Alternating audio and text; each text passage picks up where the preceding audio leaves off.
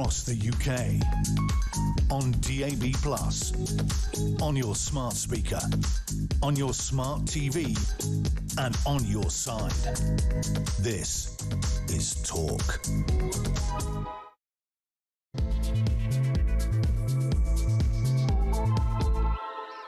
Good afternoon. So you just gone 4 o'clock. We're live across the UK. Drivers on. Thank you to Mr. Collins. The Housewife's Choice is back tomorrow. You lucky people will hear for 3 hours. Loads of guests, quality and some not so quality, but we'll talk more about that in a minute. Listen, loads going on. Of course, Donald Trump welcomed to the Windsor Castle by His Highness King Charles today in senior roles. You might have seen some of the footage. Quite extraordinary how we do it. I don't think there's anybody in the world that does it better than the Brits. We're waiting. Apparently at 4:20, the Red Arrows, which is an extraordinary thing to see, will fly past. The other planes cancelled because of the wind and the weather, and that's caused problems. But we'll bring you that. On the day that the Mayor of London, Sir Sadiq, that little... I nearly said the wrong word. Did you... I nearly said idiot. He attacked autocratic Trump and said he's a divisive, revolting character and he's responsible for all the problems in the world and he shouldn't be welcome. Sadiq Khan. So much to talk about, including, more on the migration crisis. Yesterday, you'll see the headline on the front of the Sun today, Air Fast 1. Yesterday, another flight took off with absolutely no migrants in it. Ironically, an Eritrean man got a human rights lawyer to go to court and stop Starmer from getting rid of him, deporting him, which is really ironic, seeing as how Starmer is very friendly and is, in fact, a human rights lawyer. How it comes back to bite people on the backside. But, yeah, 1 in, 1 out's become 2,500 in and bugger all out. Be very interesting to see what happens. I don't think anything will happen. A couple of funnies for you. Well, the first one is that the Housing Secretary, Steve Reid, the new Housing Secretary, NIMBY, this is a man who is behind plans by Labour to, and I quote, build 1.5 million houses. We've discovered today that Steve Reid is responsible for trying to block a development of 237 houses in his own constituency, which proves again, I think, with most politicians, that they can jump up and down and go, oh, I think we should build more houses. But when it comes to their own constituency, Steve Reid, how do you plead? Guilty or not guilty? And for a bit of fun, on the day, you ready for this? The King and the President exchanged gifts. This is how it went. Donald Trump, this is brilliant, gave the King a copy of the Eisenhower sword. The King gave Donald Trump the Union Jack. Tomorrow, this is Ryan's idea if it's crap, tomorrow, President Trump and Sir Dreary Starmer will exchange gifts. We'd love your suggestions. There will be a prize, 87222. Start your message with the word talk. What should Trump give Starmer and what should Starmer give Trump? I think that Trump should give the Union Jack to Keir Starmer and say, stand up and wave that. Or what about Starmer giving him some illegal migrants that he could take back to America on Air Force One? Love your thoughts, 87222. Start your message with the word talk. What should Donald Trump give Keir Starmer? A bloody nose? I don't care. We say a very good afternoon. One of the few Tories, and I give him credit here, who puts himself about, Shadow Home Office Minister, Conservative for Stockton West, Matt Vickers is in the studio. Pleasure. You're different in real life. You're smaller. You're smaller. You are, yeah. And then you came in and you said that you've got a bit of an entourage going on as well, haven't you? Security. Is that pretty normal for an MP to have an entourage? No, we don't get out very often. No. A day out, pop down here, see the big city. Seeing the big city, having a nice time. So much to talk to you about. Let's ask you on a light-hearted note. Tomorrow, Donald Trump has to give Keir Starmer something and Keir Starmer has to give Donald Trump something. Any suggestions? So I think we'd like to see Starmer hand over his resignation to Donald Trump. But actually, I think we know exactly what Trump might be giving Starmer. Probably a backbone, I think. Yeah, I think very good. You saw the What about a private note from Nigel Farage saying, "Can I please go to the meal tomorrow night?" Something like that. But when you see, I mean, did you see that footage of them before when they last sat there and he's squirming away as Trump's giving all the common sense that we all want to see on net zero and all the other things? Do you remember when Trump dropped the papers and there was that idiotic moment where Starmer sort of scrabbled on the floor? There you are, sir.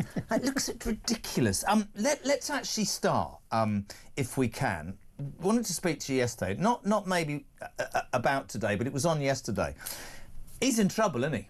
I mean, genuinely in trouble. And I thought not coming to the Commons yesterday, despite the excuse of it being about the Windsor Parade and the fly past and all that, I thought that was particularly poor. Is it fury on the Labour benches from your point of view? I think, well, that backbone we were talking about yesterday, he just showed that. You know, he summoned over covering up, essentially. He knew what was going on. He knew what Mandelson was about.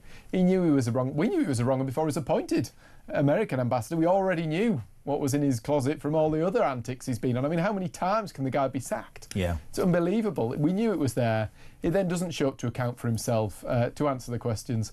It's just poor, isn't it? It is poor, but what's the alternative? Ed Miliband, 73%, the highest rating amongst Labour sort of members. I mean, think of that, him or Lammy.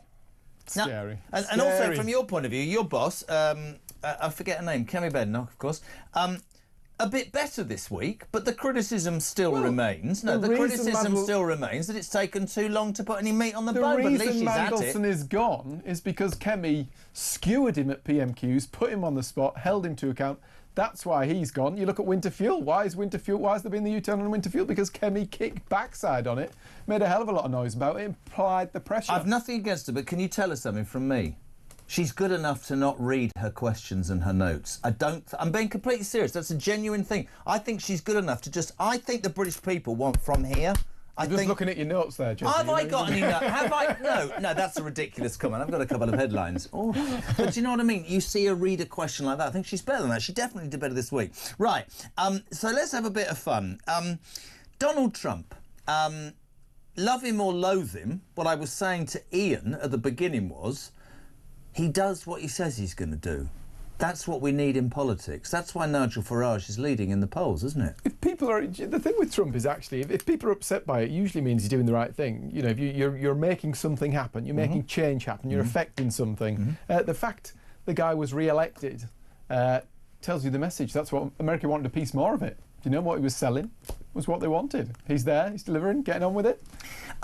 The big issue for him, apart from Mandelson this week, is this failed policy. Of course it was going to fail. 1 in, 1 out, signed with Macron about 5 weeks ago. And we've had, I think, Mike was telling me earlier, nearly 5,000 in and absolutely none out. We've now got this farcical situation where the only people on the flight yesterday, the Air France flight to Paris, was in fact a Sun reporter and several other reporters, Thomas Godfrey, giving us great footage and saying there's nobody here. There's a Border Force official for each. It's about 40 of them, because they're £600 per taxpayer. You're a shadow Home Office minister.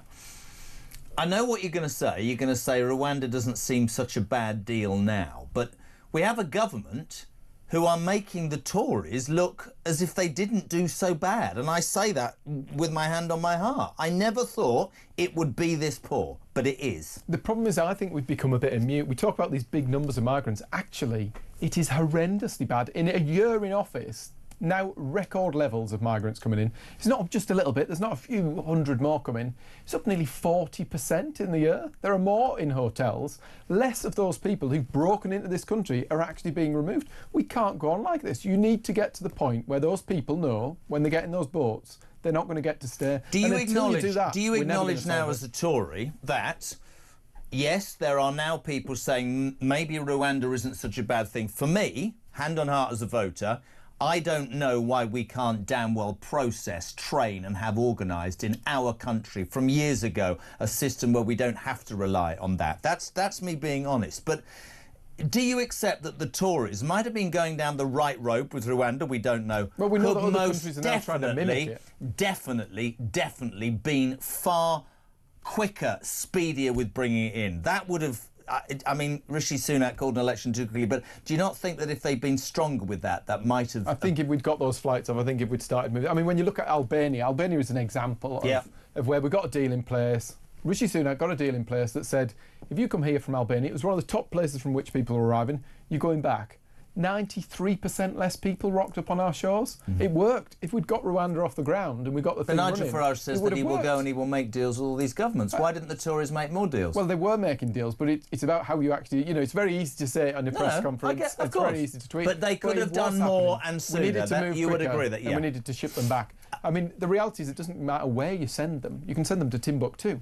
Rwanda was one such place for people who couldn't be sent send them back to a safe to where country. they come from. Well, that's the starting point. But where you can't send them back, you need to send them somewhere. Rwanda was the plan. I'd love to know the Tories' idea of this. I was just doing this with Mike on Plank of the Week, out Friday at 7 o'clock. An Eritrean man today has wins a block on his removal to France under the one-in, one-out deal, because apparently if he goes back to France, you ready for this?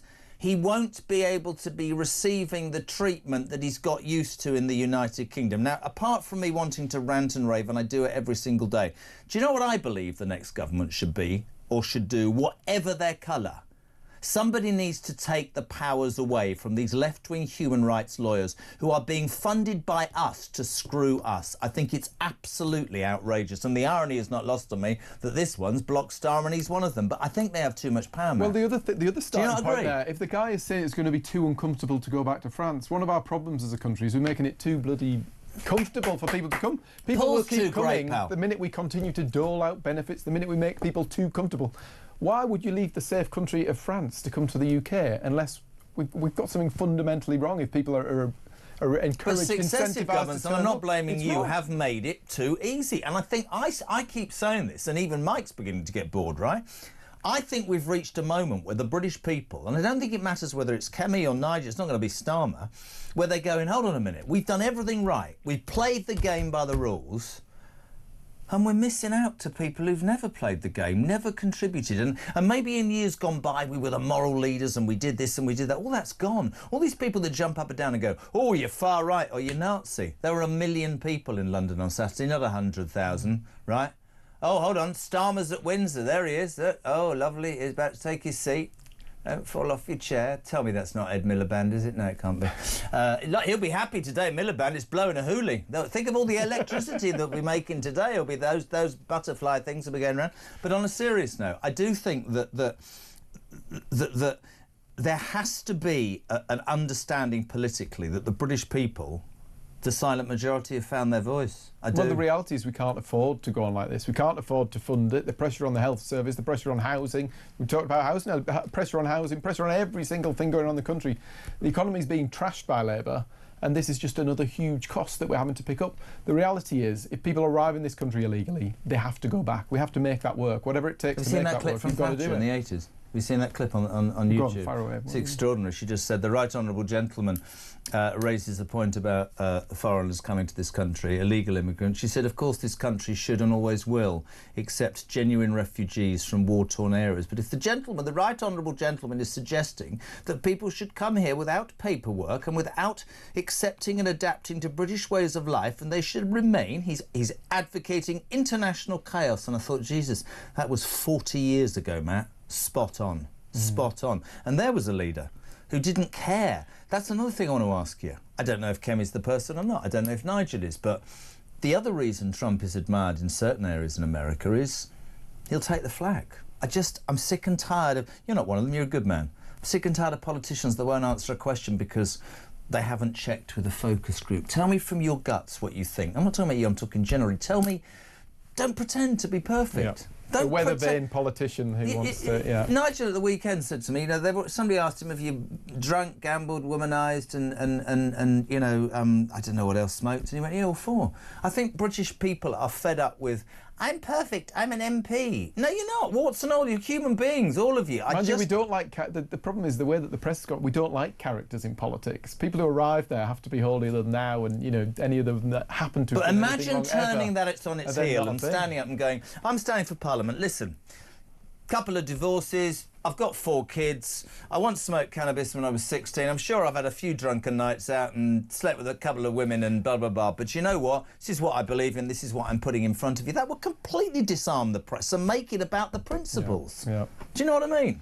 Now, let's talk housing, because Satire managed to lose his housing secretary. Because she didn't pay enough. She's smiling now. Enough council tax. Obviously my favourite was the homeless minister for kicking people out, and also the was it the corruption minister, because she's being done for corruption. we've got a new Housing Secretary, Steve Reid, who used to appear on this show, but since he became a Cabinet Minister doesn't want to know. And we have reached out to Labour today, by the way, before anybody's saying, oh, we're starting with the Tory. Labour very busy, didn't want to come on. NIMBY Housing Secretary, is he... This is the story that Steve Reid tried to block a development of 237 new homes in his own constituency whilst heading up a department and a government that says, we're going to build 1.5 million houses in the next however many years, probably to put all those migrants in. Aren't all politicians like that, with the greatest respect? Isn't that why we're screwed? Because they can stand up and say, we should build more houses, but when it's their local constituency, not on my constituency's land. Well, the thing with house building is I don't think it is black and white. I don't think you say, we should just build more houses, build them wherever you like. Nobody thinks that. We should be building more houses, but we should be building them where they should be. But aren't there areas that we should be building houses? The reality is the biggest pressure is in big cities like London, which are actually ridiculously low density in areas. We should be building it in those places. What about some green belt? Concreting over the green belt. What about disused army barracks or petrol stations or places like that? Why can't we build houses? Brownfield sites like that, we should be getting on with it. But the reality is that when you look at what Labour's done since they came to office, they've reduced the pressure on local authorities to build in places like London and piled it all up north into green spaces where they're now going to be building on green belt. In London, 80,000 houses were meant to be started at the beginning of this year. 1,217, wasn't it, in the first quarter? Nowhere near. Meanwhile, houses built left, right and centre, up north, on the green belt, churning up nature, the environment, whatever. You need to build in places not only where you're not getting rid of the green belt, but also where there's the infrastructure to cope.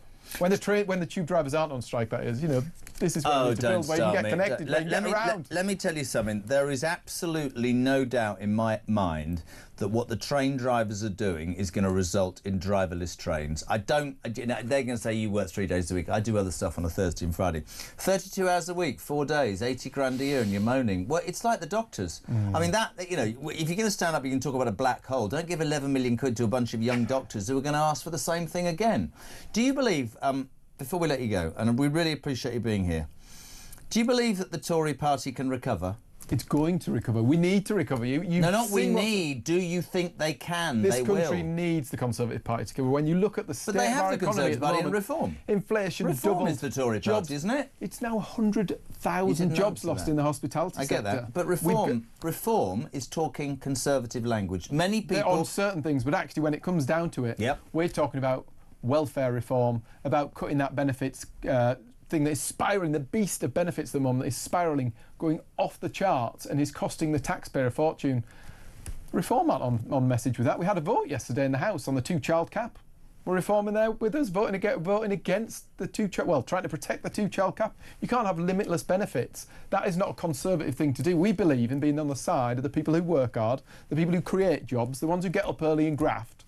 Labour and Reform both believe that we should spiral. We're not stopping you. Just if you are watching on YouTube, the President and the King windswept. As I say, Ed Miliband's delighted. It's blowing a hoolie in Windsor. They've taken their seats. They're ready for the fly past. This is hopefully when the red arrows take off. Poor old... Actually, it's good for Camilla. She's out in the wind. That'll be good for the sinuses, because that'll unblock her nose, won't it? Because she hasn't been well. But anyway, she's sat there, and the fly past will happen. Matt... Doesn't it make you feel all warm and fuzzy? Look at them, isn't it? He's just dead proud. He needs a blanket. I think for him, I mean, this can be ego and whatever, but this will be the best thing that ever... I saw some footage of him showing pictures of him with the Queen. Did you ever see that? Yeah, incredible, isn't it? Look, he loves it. Well, nobody does it like us. Nobody does it like the UK. I mean, it's just fantastic, isn't it? I mean, patently the King is not on a level with him politically, but it goes bigger than that, and in terms of this country, it's really important. We'll keep that footage going, flying high. The red arrows to appear soon over Windsor during Trump's state visit. I hope the lane flying in, because I live there, to Heathrow's moved, because it was as noisy as hell. That's why I moved. Very quickly, 3 questions I now ask everybody. Does Keir Starmer lead Labour into the next election? I don't think he does, but I don't think he's going anywhere imminently. I don't think he leads them into the next election, but I don't think, all this talk of an early election, I don't think it's going to happen. Those turkeys... Does Kenny Begg not lead the Tory party into the next... Hell yeah. Hell yeah. Is Nigel Farage the next Prime Minister of the United Kingdom? Nah. Are you sure? Nah. Are you sure? You didn't sound so sure on that. Sense. this country's economy is being absolutely trashed by the Labour Party. And you know what happens every time Labour come in? They trash the economy. They put more people out of work. They've only been in a year and there are 14% more people without a job. That is horrendous. Had the highest taxation in the land in our history when you lot left office. Fact. Well, it's not as high as it is now. And COVID could excuse. But actually the reality is every time they trash the economy, every time everybody ends up out of work, and everybody out there knows there's people who you've got to vote for to come in and fix that mess, is the Conservatives. I'll tell you why we like you, and I like you personally, because you stand up and you say what you feel. We love having you on. Matt Vickers, are you only now Shadow Home Office Minister? What about all the other jobs? I've got my deputy job, I've got me crime, policing, fire... He's a multi-talented man. 4:22. Thank you, Matt Vickers. We're live across the UK on Talk Drive. What do you think of, well, I mean, the Trump visit? He's been given a warm welcome. A lot of you already getting into this. This morning, they exchanged presents. The King went, ooh, have a Union Jack. And Trump, I can't do him, gave him a copy of the Eisenhower sword. Tomorrow, Trump and Starmer have to exchange gifts. What? These are brilliant. I'll read some out. Trump to give Starmer a copy of Farage's manifesto and how to deal with migrants. That's Matthew from Swansea. Who gives who what? 4:22. We're back in 3.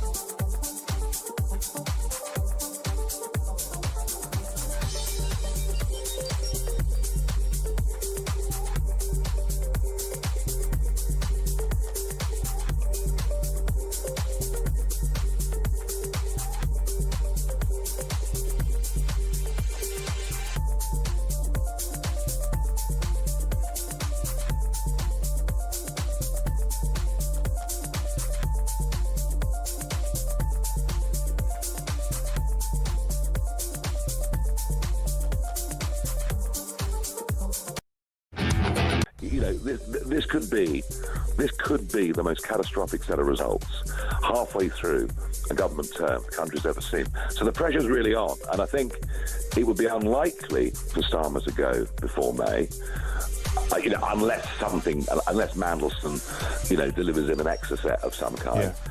But I think after May, it's going to be very, very tough for both Kemi Badenoch and for Keir Starmer.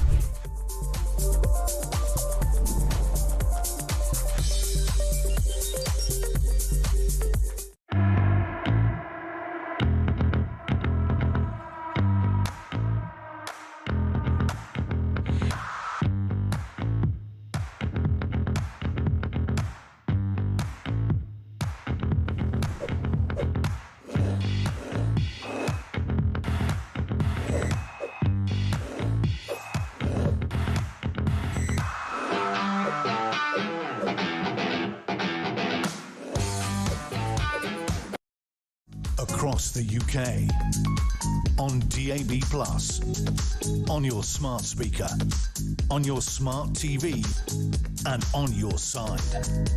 This is Talk. Welcome back, 4:26. It's Wednesday. We're live across the UK with Talk Drive on the home of free speech and common sense, as the photographs or the live footage of The King of the United States President attending a military ceremony in Windsor. Starmer sat on his own. Interesting. Mike Graham, the legend, is here, ladies and gentlemen. Good afternoon. You pointed out they're not really talking to each other. There's no actual action going on. I mean, he's talking to Camilla. You can see quite clearly they're having a little chit-chat. But Donald and Melania just sitting there not really talking to each other. Surely he should be having a conversation with the president, shouldn't he? Yes, I would have thought that, but we patently know that probably Charles politically isn't with Trump, but he's doing a job for Great Britain. That's really important. Oh, look, he's looking towards him now. Like I said, you know, oh, look, you see those people in the red jackets, they're marching up and down. Mummy used to love them because their berries were really shiny. Yeah, there was some interaction there briefly, but... I think the problem with Trump is he doesn't want to move because his bloody hair will blow away, Camilla. Well, his hair's staying in place pretty well. I don't think Melania can see out from under a hat. I think Camilla's pleased because the wind's going to clear her nasal problems because she had sinusitis. And Miliband, he's with Jurgen at GB Energy going, let's get the wind, we need the wind for the electricity. Yeah, but except the wind blows and there's no electricity because then you have to rely on gas because it's too windy. That's the problem with wind power. If it's too windy, you can't collect the wind power. Mrs. Starmer's with Mr. Starmer. Oh, she's there wearing blue for a change. Normally she wears red. Why is she wearing blue and why is she there? I don't know. They're not talking either. You go back to the old days of newspapers. When I used to work in newspapers, you would literally study absolutely every move, every piece of conversation that's going on, even to the haircuts, to the clothes. You would analyse absolutely everything, which all the papers will do tomorrow.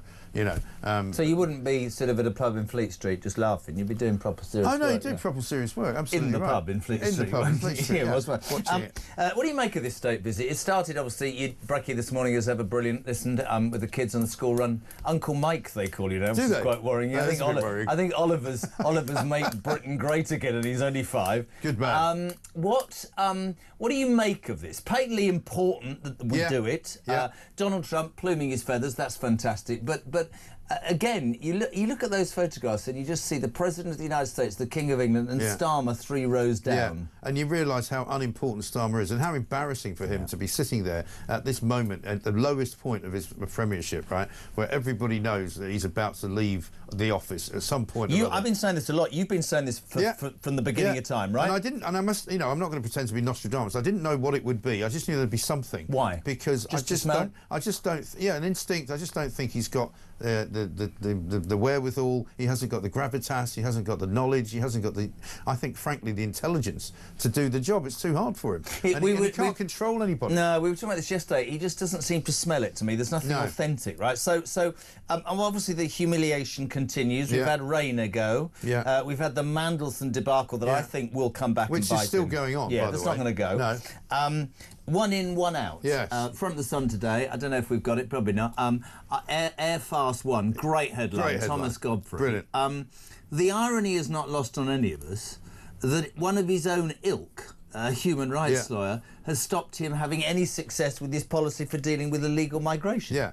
And isn't it funny that the tables have now turned? Because there was a time when Keir Starmer was one of those human rights lawyers who was keeping people in this country who should have been deported. To wit, the Jamaican murderer who was meant to be deported back to Jamaica. They saved him. He was one of the people who wrote a letter on his behalf. And they kept him in Britain, and then he went and murdered somebody else. Do you believe... you don't believe he'll last this Parliament, right? No, not at all. How long do you think he's got? I don't think he'll last this year. No. I think now the skids are under him. Everyone you talk to now in the world of politics, and I'm talking about, people who consider themselves to be seasoned operators, columnists, people like Dan Hodges and others, have all gone to my view, which is that he's done. He's gone. I spoke to somebody this morning who said, all you have to do is look in your eyes. Harry Cole was saying it as well. Yeah. You see in his eyes that he knows he's lost it. Liz Kendall, do we remember her? Wasn't she working pensions? What's she doing now? I think she's now in charge of science and technology. Did you have her on this morning? No, but we played a clip from BBC Breakfast. This is Liz Kendall, ladies and gentlemen. This is a Labour minister defending the 1 in, 1 out scheme, which has become 5,500 and bugger all out. Have a listen, have a watch. It is an interim judgment on one individual. It will not stop this really important deal from going ahead, a deal that says if you come to this country illegally, you can and you will be deported. we have never claimed that that is a silver bullet to tackle all of the problems that we face with small boats and illegal migration, but it is important, and Shabana is determined to make sure that that works.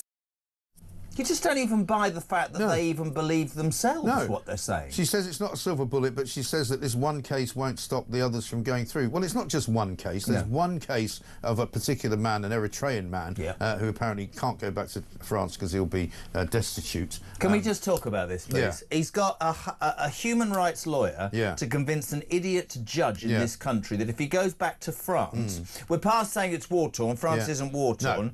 He's going to be destitute. Now, the definition of destitute is homeless with no food. Exactly. I presume that the tent in France and probably ready-made meals are not on a par with a four-star hotel in London. Well, I asked Is that the definition of destitution? Well, I presume so. And I asked the question this morning, if we are obliged under various different rules of the human rights laws that we have to house these people and we have to give them some kind of subsistence and we have to look after them and feed them, why don't the French have to do that? Because they're also in the ECHR. Well, and they're also. And is it not about definition of the ECHR? Well, because the old adage for years has always been, well, the thing is, Jez, if we leave the ECHR, all those lawyers used to say to me, we're the only people, the only countries in the world that don't belong to it are Belarus and Russia. No, there are European countries that don't give a damn about the ECHR and just ride roughshod over And also, it. I don't give a damn about somebody who's destitute in Paris, to be honest. And to be honest, I mean, back in the days of Toulouse-Lautrec, and all of those kind of, impressionist painters, they were often, completely destitute, and they ended up making a lot of money by painting or writing books. That's what we do in France. You don't have to be destitute. You become a sort of a travelling peasant. Garlic salesman. Like or an onion salesman. Remember the onion men we used to have? We used to have an onion guy with a blue and white striped shirt. And he had onions and a beret. And I can do Frank Spencer as well. And he had onions on the front of his bike, and he would come around selling onions. Would you like to buy some onions? No. No, all right, you don't, right. No. So, listen, we'd love your thoughts on this. 0344 499 1000. Before we have a bit of fun, another incredible story. Yeah. I mean, sorry, is it not fair to say that the whole basis, one of the biggest bases of the Labour Party's manifesto of lies, was that they were going to build 1.5 million houses? They were. Have you heard the story about Steve Reid? I haven't, tell me. Steve Reid is the Environment Secretary, who's just become the new Housing Secretary, replacing Angela Rayner. Oh, yes. And he stood up today and he said, it's very important we hit the targets. And then somebody's done a bit of digging, and it transpires that NIMBY Housing Secretary Steve Reid has tried recently to block a development of 237 houses in his constituency. Brilliant. Of course he has. Which is what actually, and I'm not just going to lay this at this is why they never get built, because all MPs will pontificate in public, oh, we need more houses, and then I think in private, go, what the hell? Yeah, they I genuinely think that. But you know what I always say when we talk about housing is that, there's a lot of houses being built in this country, because everywhere I go anyway, there's a new housing development going up. And they might not be affordable houses, but they are eventually, 2, 3, 4, 5 bedroom housing estates being built in all sorts of places around the south east, certainly down in Sussex and Kent. You see them all the time. But part of the problem is that the developers are told you have to make so many of them affordable. And one of the biggest problems that they've got now is, and this is why people are objecting to them, is guess who gets the affordable housing on the housing estates? The illegal migrants. Thank you. Yeah, brilliant. That's the United Kingdom. That's what you get. And so even if you're on the housing list waiting for something affordable, you get leapfrogged over by these people from Eritrea who don't want to be destitute in Paris. So we give them a house. Special mention to Sadiq Khan, who's launched a fresh attack on Trump today. Yes. What a moron. I'm sorry. Who does he think he is? Little pipsqueak. I said this just now on Plank. 1 million people voted for him. What about the other 11 million? And shame on you. That's a disgrace, isn't it? We thought we'd have a bit of fun. So today, you're on the spot here. Today, the King swapped presents with Donald Trump. I can exclusively reveal that Donald Trump gave him a copy of the Eisenhower sword, and the King said, Donald, here's a copy. A sword? Yes. Wow. A sword. Eisenhower. Lovely Eisenhower, that'll go. But we're giving you a Union Jack, which is brilliant. That's brilliant. Which got us thinking, well, not me, because I don't think Ryan, who's known as Ryland, who celebrated his second I heard you telling him about that. How was dinner? I don't think he dinner would put a smile on his face. I think he probably he had a bit of romance. He does look happy. Look at it, he does look happier today. Spring in his step and his hat's at a job. Very much. Do you deny that you managed to celebrate your second? Oh, look at that. Yep. We had a lovely time, and they're Very matching. Nice. They've got matching dressing gowns. Anyway, I shouldn't say that. Anyway, right, so here's it. Tomorrow, Trump has to extend swap gifts with Starmer. So I threw it out there to people. What you can have a think while I read these out. Susie, Keir Starmer should give Trump Sadiq Khan. Ant says Trump could give Keir Starmer a new bleeding brain. Mick says Trump should give Starmer his P45 and Starmer should get on his knees and give Trump an apology. Carl, Trump's gift to Keir should be the idiot's guide to politics. Dave in West Wales said Trump should give Starmer a white flag. Starmer's gift to Trump, an absolutely massive humble pie. That's from Martin in Whitley Bay. Matthew Nichols says Trump to give Starmer a copy of Farage's manifesto and how to deal with migrants. That's Matt in Salisbury, Swansea. Trump should give Starmer a one-way trip to Alicante or Alcatraz, and Starmer should give Trump the keys to number 10 and we'd all be happy. That's true. What are you thinking? Well, I'm thinking Trump should give Starmer a dictionary so that he can understand the use of language, because he keeps saying things that don't actually make any sense. I mean, for example, he's just tweeted this out, right? And I don't understand what he's getting at. He's just done this now? Well, about 56 minutes ago. Yeah. Real patriots build their communities up, they don't pull them apart. Interesting. And he then says, you can't claim to love our country and then go out and talk it down. Also interesting. In every town and city, there are people helping their neighbours and making things better. I'm on their side. I mean, what does it mean? What's he talking about? Platitudes. Does he not know that he's breaking up communities by putting illegal migrants into them when they haven't been asked for them? And they're really, really upset about it, and that's why people are marching around London in there by the hundreds of thousands. And he thinks that talking down the country is actually being critical of him. Well, it's not the same thing. No, it's not. I think he should be given a dictionary. There's a country and there's you. Yeah. A couple more on the gifts, voice notes. Fran on gifts, go. I think Donald Trump should give Keir Starmer a backbone. Wouldn't that be fantastic? Love the show, bye. Brilliant. JP, nice. Nice, or any sort of bone. JP on gifts, go. Remember those yellow books, How To for Dummies? I think Trump should give him How to Run a Country for Dummies. 87222, start your message with the word talk. Sean Cooper, because I'm watching the faces, Jez, on Trump and Charles. I don't think it's going very well. Neither of them look happy. I think Mike's right, says Sean in Bridlington. Steve in Burnley, the Red Arrows will arrive at Windsor at around 4:45. He said, I'm to do with them. They're currently heading for Northampton. Well, thank you very much for the update. Excellent. They're sitting there waiting, and I know what's going on. Steve... Oh, yeah, we've done that. Thanks very much. JK, it has to be a one-way ticket to Alicante or Alcatraz. It looks like Starmer's being... everybody wants to go on. Tim, Trump should give Starmer a personality. Yeah. And Starmer should give Trump a first sight of his resignation letter. Trump... Yeah, perhaps he could take it out of his pocket. I've got a letter here from the King. Remember that? It was awful. Letter from the This King. is covered in oil. Slime ball. Yeah. Trump to give Starmer a set of... But I nearly said balls. That's Vanessa from Hapton. Jeff, Trump will give Starmer the DVD Liar Liar. Trump should give Starmer a P45. Martin Waddington. Trump give to Starmer a copy of children's favourite book. Where's Wally? The plank is never to be seen when the hits the fan. And Alan, hi Jez, Trump should give Starmer a few sausages he's released. Starmer should give Trump the keys to number 10. Great show. Alan the Forest of Dean. Do you remember that? Yeah. I must release the sausages. It must release the sausages. I mean, it's impossible to explain that. There's no way in any kind of normal world that anybody would say that word instead of hostages. Do you think, before we let you go, because you worked hard again, your backside off, you've followed politics for a long time. Before you started in this, you wrote about it. Can he claw this back? Genuinely. Can Starmer claw this back? No. Can something happen? No, I don't think so. You know, at the most unpopular moments in politicians' lives, you think Thatcher and the Falklands came along. She was less popular than Keir Starmer. Yeah. Tony Blair, the Gulf War. Yeah. Starmer, I said this about Trump, and Kinsey didn't agree, but what I didn't probably explain myself well.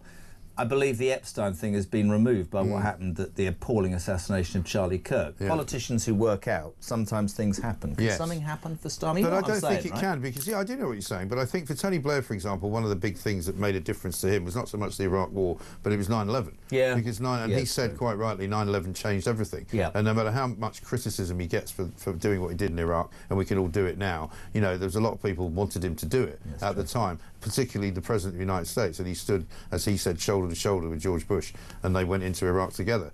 But necessarily, he did what he thought he had to do. Same with Thatcher, invaded the Falkland Islands, the right thing to do. Yeah. There's nothing Starmer can do. I mean, you see the state of the submarine in the paper the other day. It looks like something you'd find at the bottom of your garden. It's all covered in sort of, in the horrible, ghastly kind of, what do you call it, algae from the sea. And it looks ancient. And you just think, are you seriously telling me? He said this just a few weeks ago, we're on a war footing. We're on a war footing. We're not on a war footing. We've got no chance. And I don't see any kind of judgment in his brain that he can actually pick a subject. If he could fix immigration, he might have a chance. But he can't, and he won't. Because he doesn't want to. Because in his heart of hearts, he thinks it's right to let all these bozos into the country. Couldn't agree more. I'm going to ask you the question. We do it every Wednesday. Yeah. It's 20 to 5. Morning Glory back tomorrow at 6 a.m. What's on the show? No idea. Yeah, no idea at all. No, don't know. Presumably something about the road trip. There'll be something about the royal trip. We'll be watching, obviously, what goes on at the state banquet. I don't think we've seen the menu yet, have we? Harry Cole's there. I know he is. I was saying that to him earlier today. Did they show you the menu? We'll see the menu before they eat it. Normally, I don't want truffles. No, well, what I said was, wouldn't it be great if, and actually we had the royal correspondent from the Sun down there, Matt Wilkinson, this morning, and he was saying basically that there's a McDonald's right by where he was standing. Wouldn't it be great if Donald Trump sends out for McDonald's when he's staying at Windsor tonight and just, bring it to the main gate? Just bring, yeah. Can you send one of those illegal immigrants who are working for Just Eat? Right. I want 2 Big Mac meals. That's what I'd like to see. I don't know if he'll do it, but he likes to sit up late watching TV, and you get a bit peckish at 2 a.m. Yeah. It might be a 24-hour drive-through. I don't know. I hope he's watching Talk, because we love the man. Yeah. Listen, a legend you are. Thank you so much indeed. MG, back tomorrow at 6 o'clock, and Plank of the Week, which is a very, very, very funny one, centring on a tribe somewhere in Scotland. What were they called? The Cabana tribe. It's 4 people. Yeah. Anyway, that on Plank of the Week, 7 o'clock it drops on Friday. Back in 3.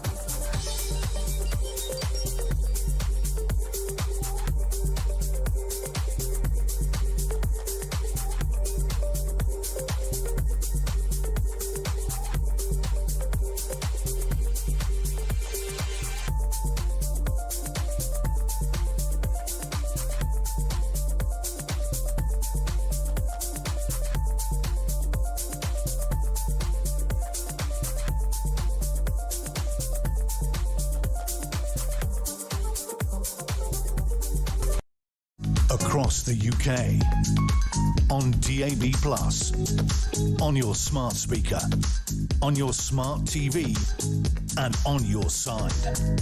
This is Talk.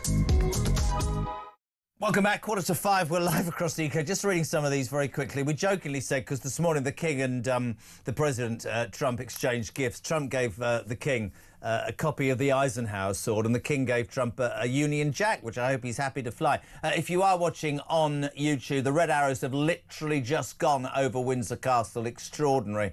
They were over Hounslow a minute ago, now they're over Windsor Castle. They just go once till they come back. I know if you're listening on the radio, you're thinking, what the hell are you going on about?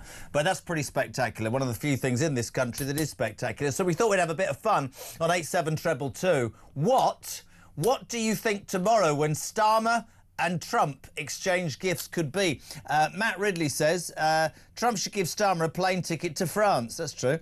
I don't think he's getting him his full confidence, says Julian Kent. David in Cheshire, Trump should give Am I allowed to read this out?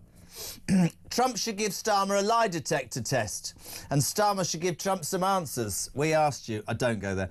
Lisa's in Birmingham. It has to be a one-way ticket to allocate to Alcatraz.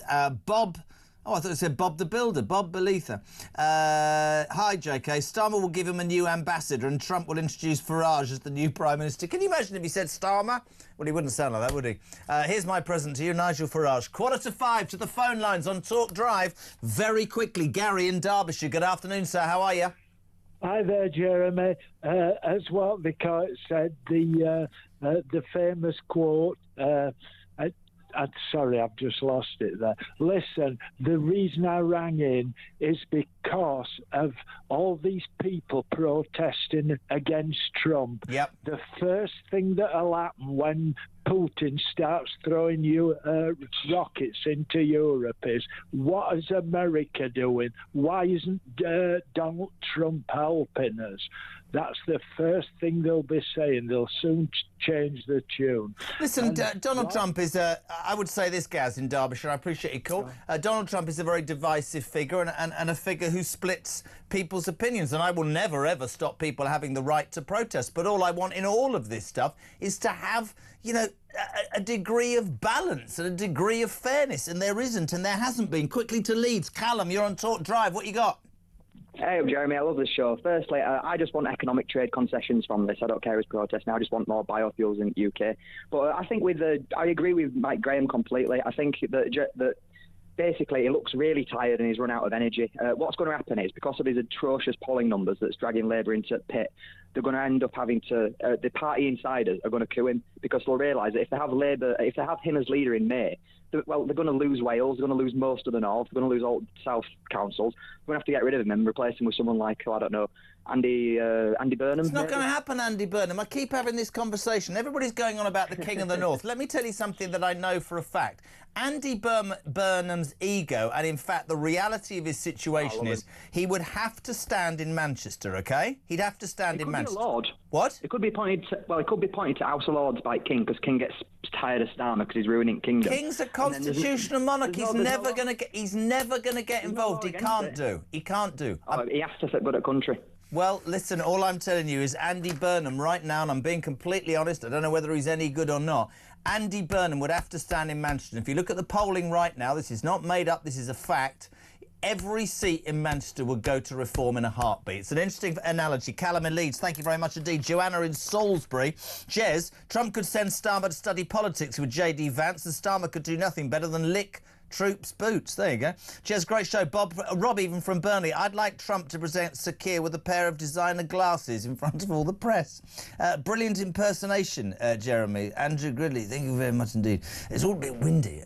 Me and Donald, hair's all over the place. If you are watching, it's extraordinary. I don't know. I think Mike's right. You see the two men, they're obviously doing what they got to do. They've just had the fly past. I don't think that Donald Trump and the King are going to be best buddies, but they are doing what is right for the United Kingdom. Coming next, the political editor of The Sun, his take on the day's events. Jack Elsom next on Talk Drive.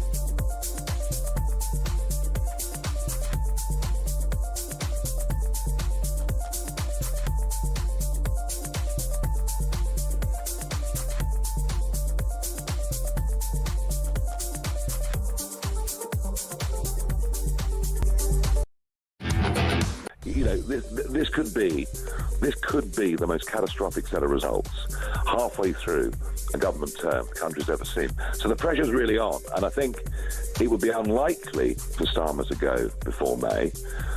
Unless Mandelson, delivers him an extra set of some kind. Yeah. But I think after May, it's going to be very, very tough for both Kemi Badenoch and for Keir Starmer.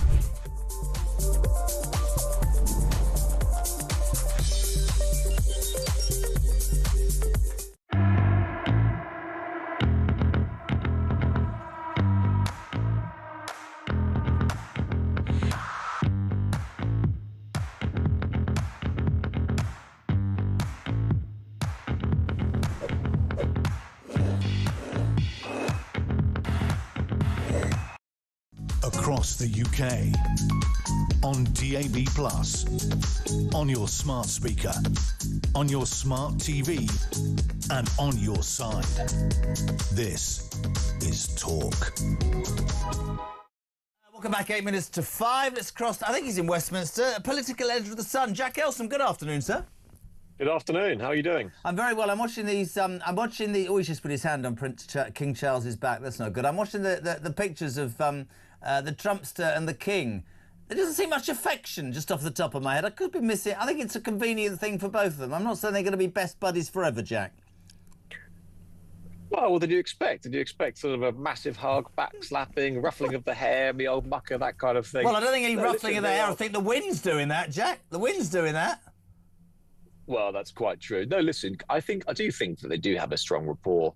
Donald Trump very much laying it on thick with King Charles before his visit on the White House lawn yesterday. He said, "My good friends, this elegant gentleman, King Charles." And so, listen, we know that Donald Trump is an absolute sucker for all things royal family, absolutely worships the Queen, the late Queen, and seems to have equal affection for King Charles and Queen Camilla as well. And so, listen, I think it's a very smart move for Keir Starmer to love bomb Donald Trump in the form of King Charles and Queen Camilla. And, we know that Donald Trump loves one thing, and that is putting on a show. And a show he will get tonight at this state banquet. The red carpet is being rolled out. It's going to be full of pomp and pageantry. And if there's one thing which can make this state visit go well, and there's lots of pitfalls for Keir Starmer, I think that the sort of the majesty of the royal family will help that go along. I have to say one thing, and he never gets credit.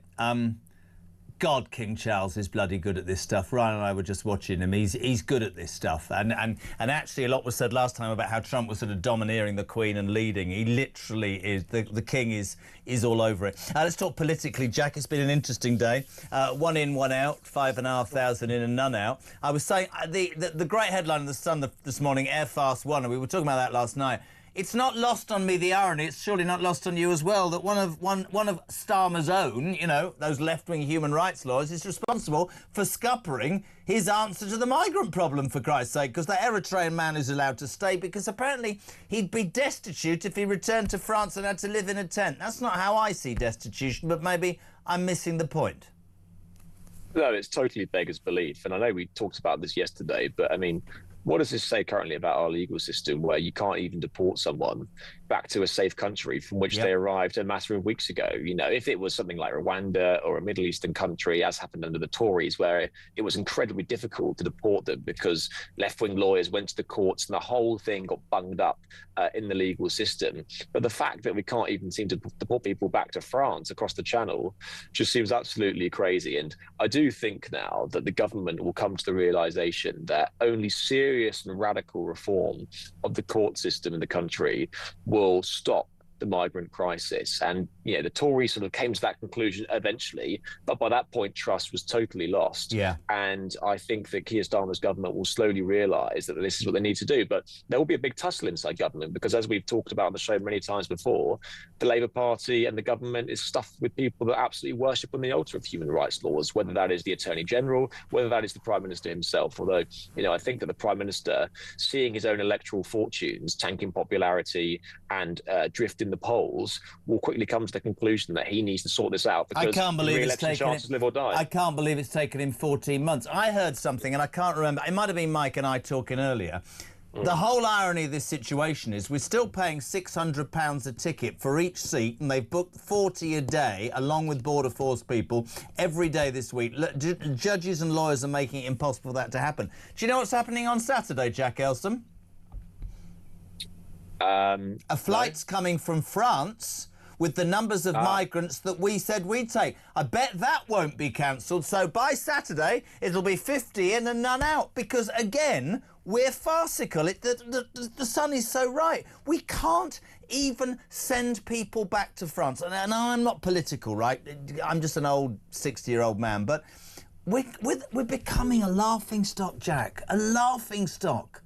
Yeah, and British taxpayers will almost certainly be picking up the bill for the French flight inbound as well, because we're paying for this whole thing. You know, it's all coming out of this big pot of money with this deal we've signed with France for 3 years, £500 million. You know, obviously, at the moment, lots of the spotlight is on this one-in, one-out deal. But let's not forget that we've also given France a lot more money to police the beaches. At the moment, doesn't seem to be happening at all. You have the prevention data that comes out every week showing just how many migration attempts the French police have stopped. And every week, and it hasn't been getting as much pickup, but it is minuscule. It's a fraction of the amount that are coming over here. And British people, again, like you said, are getting absolutely fed up by seeing good money thrown off that, when actually a lot of people are coming to the conclusion that the only way you will stop this is some kind of real deterrent, whether that is getting rid of the underground economy in which people can work, whether that is getting rid of all the perks and incentives they get when they're over here, hotels, bed and board, the rest of it, or whether that is having a serious third country returns hub so that you can scoop people up as soon as they come to this country, detain them, and then in 28 days they're in another country, which is much less palatable. And unless you do all of those things, I do think that this situation is going to persist, because tackling the smuggling gangs is one thing. It's a pretty noble aim, and I don't deny that Keir Starmer genuinely does want to get rid of them, but that's only one side of the card here, and the other one is about having a proper deterrent so that people who risk their lives across the channel, and let's be honest, it's a compassionate thing to want to stop that. It's not compassionate to coax migrants to risk their lives across the channel where they have a real risk of death, as we've sadly seen. It's not compassionate to do that whatsoever. And the left-wing lawyers and sort of the people on the left of here who seem to actually revel in channel crossings, I think, are on the wrong side of history with this one. And unless you have that deterrent, it's going to persist. Very quickly, only got 50 seconds. Housing Secretary Steve Reed, we've just discovered the man who's planning to build 1.5 million houses under a Labour manifesto pledge, tried to block a development of 237 new homes in his own constituency. They're all the same MPs. They talk about numbers, whatever side, and when it comes to their own lot, they don't want to do it. That's why no houses are being built. Isn't that right?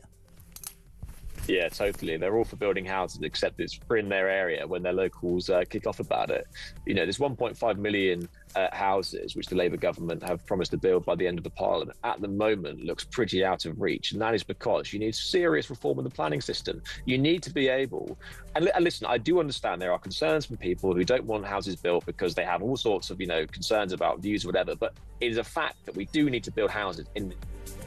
Jack, we love you. We got to go. I'm so...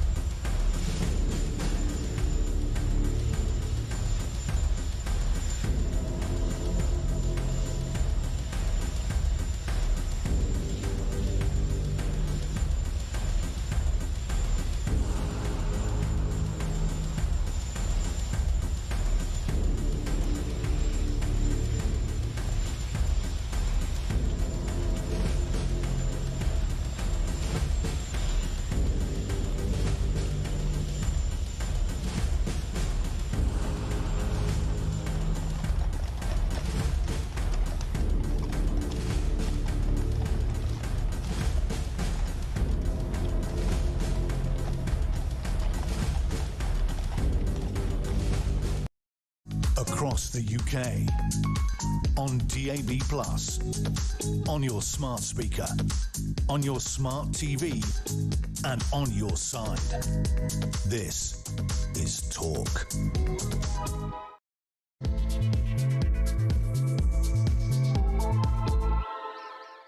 Hour 2 of Drive on Talk, the home of free speech and common sense. We're live across the United Kingdom. Before we crack on with the show, delighted to have our next guest. Jack Rankin is the Conservative MP for Windsor. I used to live there. This, of course, is the scene of Donald Trump's second state visit and the scene of, well, according to the BBC, lots of protesters, but also people out in support. Jack, welcome to the show. How are you?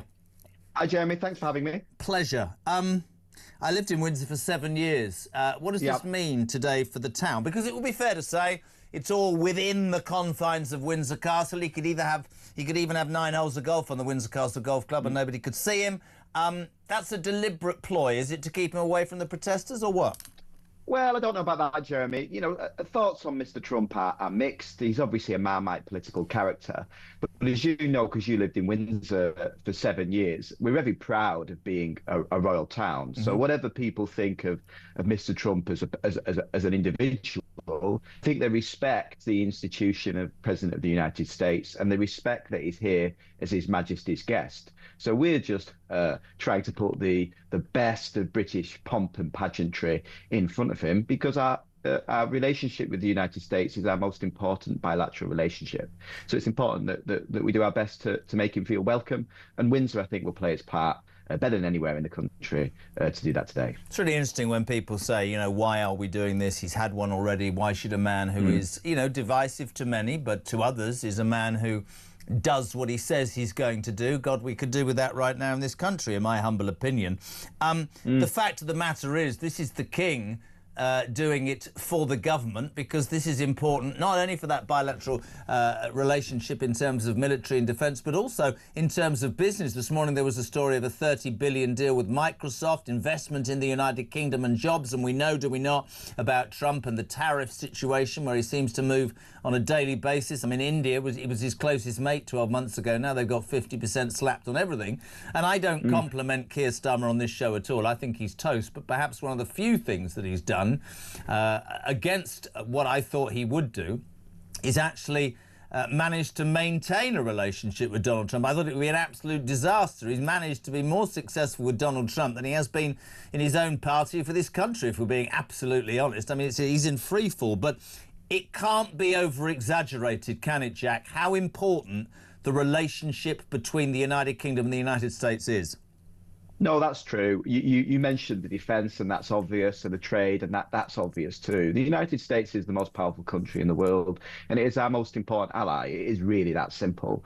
And again, whatever you think about Mr. Trump's enthusiasm is palpable for the British royal family, and we have that as a unique selling point right across the West. So if we can use, you know, his palpable enthusiasm for our country, which we should welcome whoever that comes from, we should use that to, you know, our national advantage. And it's not just our national advantage, and obviously that's the point of any kind of diplomatic engagement. But frankly, you touched on some of them, whether perhaps that's Ukraine. It's an opportunity for us to get our point of view across in perhaps a setting where the United Kingdom might be given some preferential treatment. I agree with that. They deserved here. So regardless of your views on this stuff, it's student politics to say we should be doing anything other than trying to, you know, develop a better relationship with who is the most important man in the world, however you cut it. It's really interesting. Obviously, this is today the important news, but of course the other news is, and from a political point of view, I'd love your take. I'm not trying to ambush you. You can tell me to do one.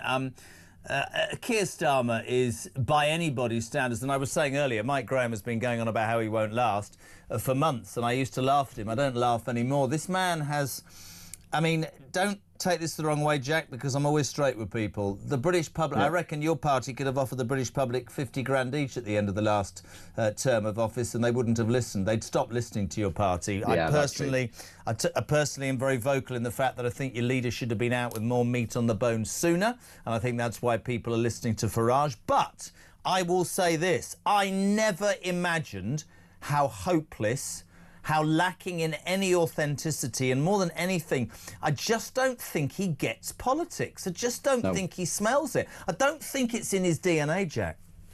Well, you've mentioned a few things there, right? So I would agree with you that in the past, at least few years of our time in office, you know, we lost our way. We lost our way as an authentic Conservative Party. And in many ways, we deserved to lose the last election. You know, and you can point to many things, and I'm sure people will write PhDs in the future. But we lost that election. The Labour Party didn't win it. And I don't want that to sound, you know, a little bit bitter. Yeah, but it can sound a bit bitter from someone who's at the wrong end of a 170 majority to kind of say, oh, that wasn't you, it was us. But I think it is true, as you say. So that obviously means that his majority is quite loveless. And they tried like a Ming Vaz strategy, effectively not to be too offensive, not to say too much. Didn't need to say anything. So appalling were you lot seen as. I don't think he had to say anything, but I find it astonishing that he was...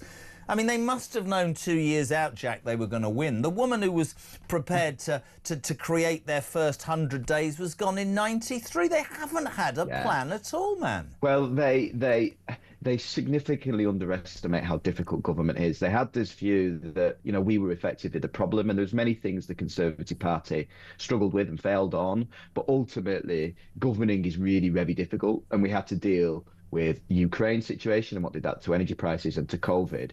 And there's lots of things you might criticise my party for the decisions it made on that, and I would join you in some of them. But it is, if you don't mind me saying, a bit bloody difficult. So there's sometimes on our benches, we're watching them now, and what kills you in politics is hypocrisy. And when you look at, say, Angela Rayner, you know, the third home, the trust fund, the not paying your taxes, or the Mandelson situation, the thing that's killing them, not necessarily the initial sin, it's the cover-up and then the hypocrisy. Yeah, they have this view that, you know, they're morally superior to those of us on the right, which, you know, is not the right way to think about politics, in my opinion. We have different worldviews, but they just think that they're somehow morally superior, and now they're stuck. Now they're making a right Horlicks of it, and obviously my party needs to step up to be that. Let me ask you about that. It's really good to have you on, and can I just point out that we did start with Matt Vickers, and we've got Jack Rankin. That's almost 2.5% of the entire Tory intake of MPs. But I will say this: we have reached out to the Labour Party repeatedly to come on the show. Presumably they're all busy with the Trump visit, or they're just not prepared to accept what's going wrong, because I think it's in freefall. Jack, in terms of Kemi Badenoch, I always ask this question, and people always blindly go because they're loyal, but one day I'd like somebody to answer me this truthfully. Whether I think Kemi Badenoch could be your leader forever or be the next Prime Minister or not, I'm telling you that the thousands of people that contact this station, to a man and a woman, will say one thing.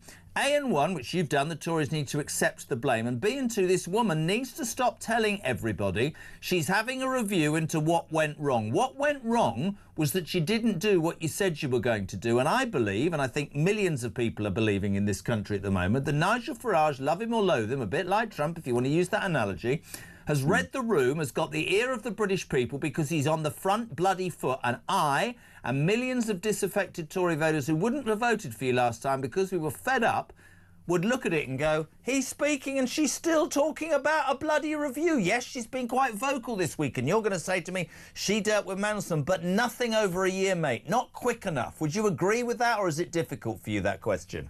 Well, of course, it's a difficult question. I'll do you the decency of trying to have a good stab at it, though. Right, whoever became our leader post the last general election inherited a total hospital pass. Right, because as you say, we had a fundamental lack of credibility because we didn't do what we said we were going to do. So what the new leader, whoever it is, can't just say, well, okay, right, we've learned about this, so on immigration we're going to be much more robust. Now, my view is that we need to be much more robust, and I'm happy to talk about that in your next segment on the Eritrean man.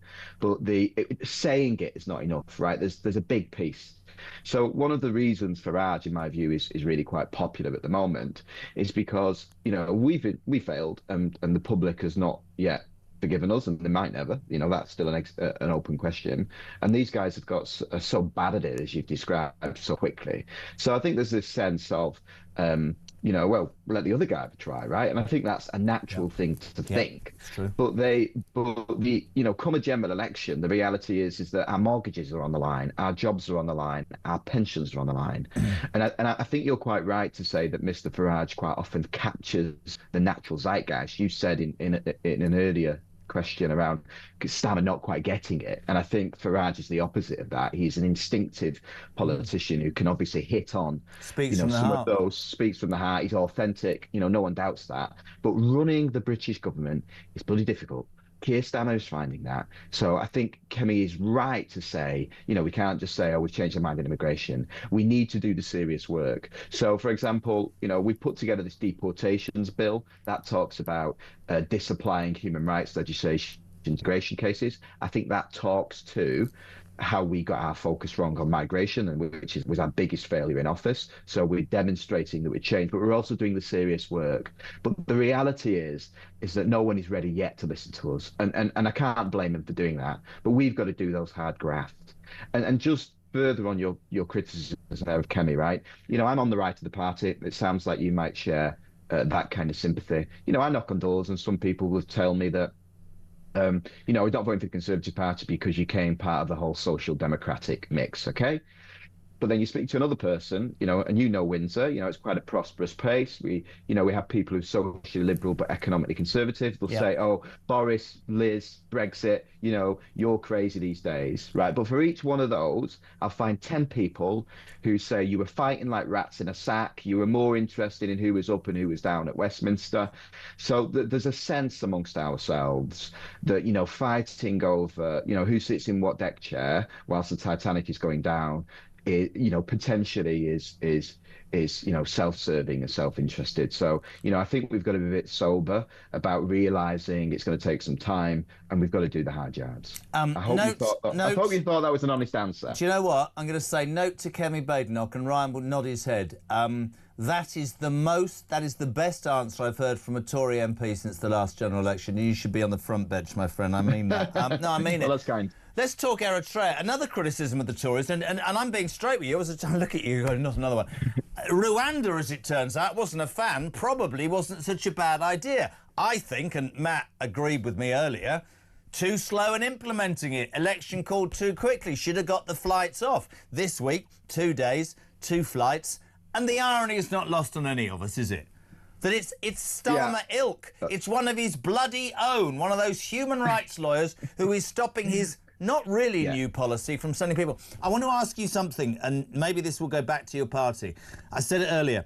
I think that any party that wants to get in or gets into power should do one thing when they get into power, and that is curb the powers of these taxpayers, these lawyers, these human rights lawyers that us taxpayers are shelling out for to prove ridiculous cases in front of bent judges, and basically, in my mind, make the justice... The whole thing is embarrassing. This Eritrean man, I'll be destitute if I go back to France. So what that says to me and people on the street, Jack, is right. So in France, you had no bombs on your head, but you didn't have a 4-star hotel. You had a tent. It wasn't great, yeah?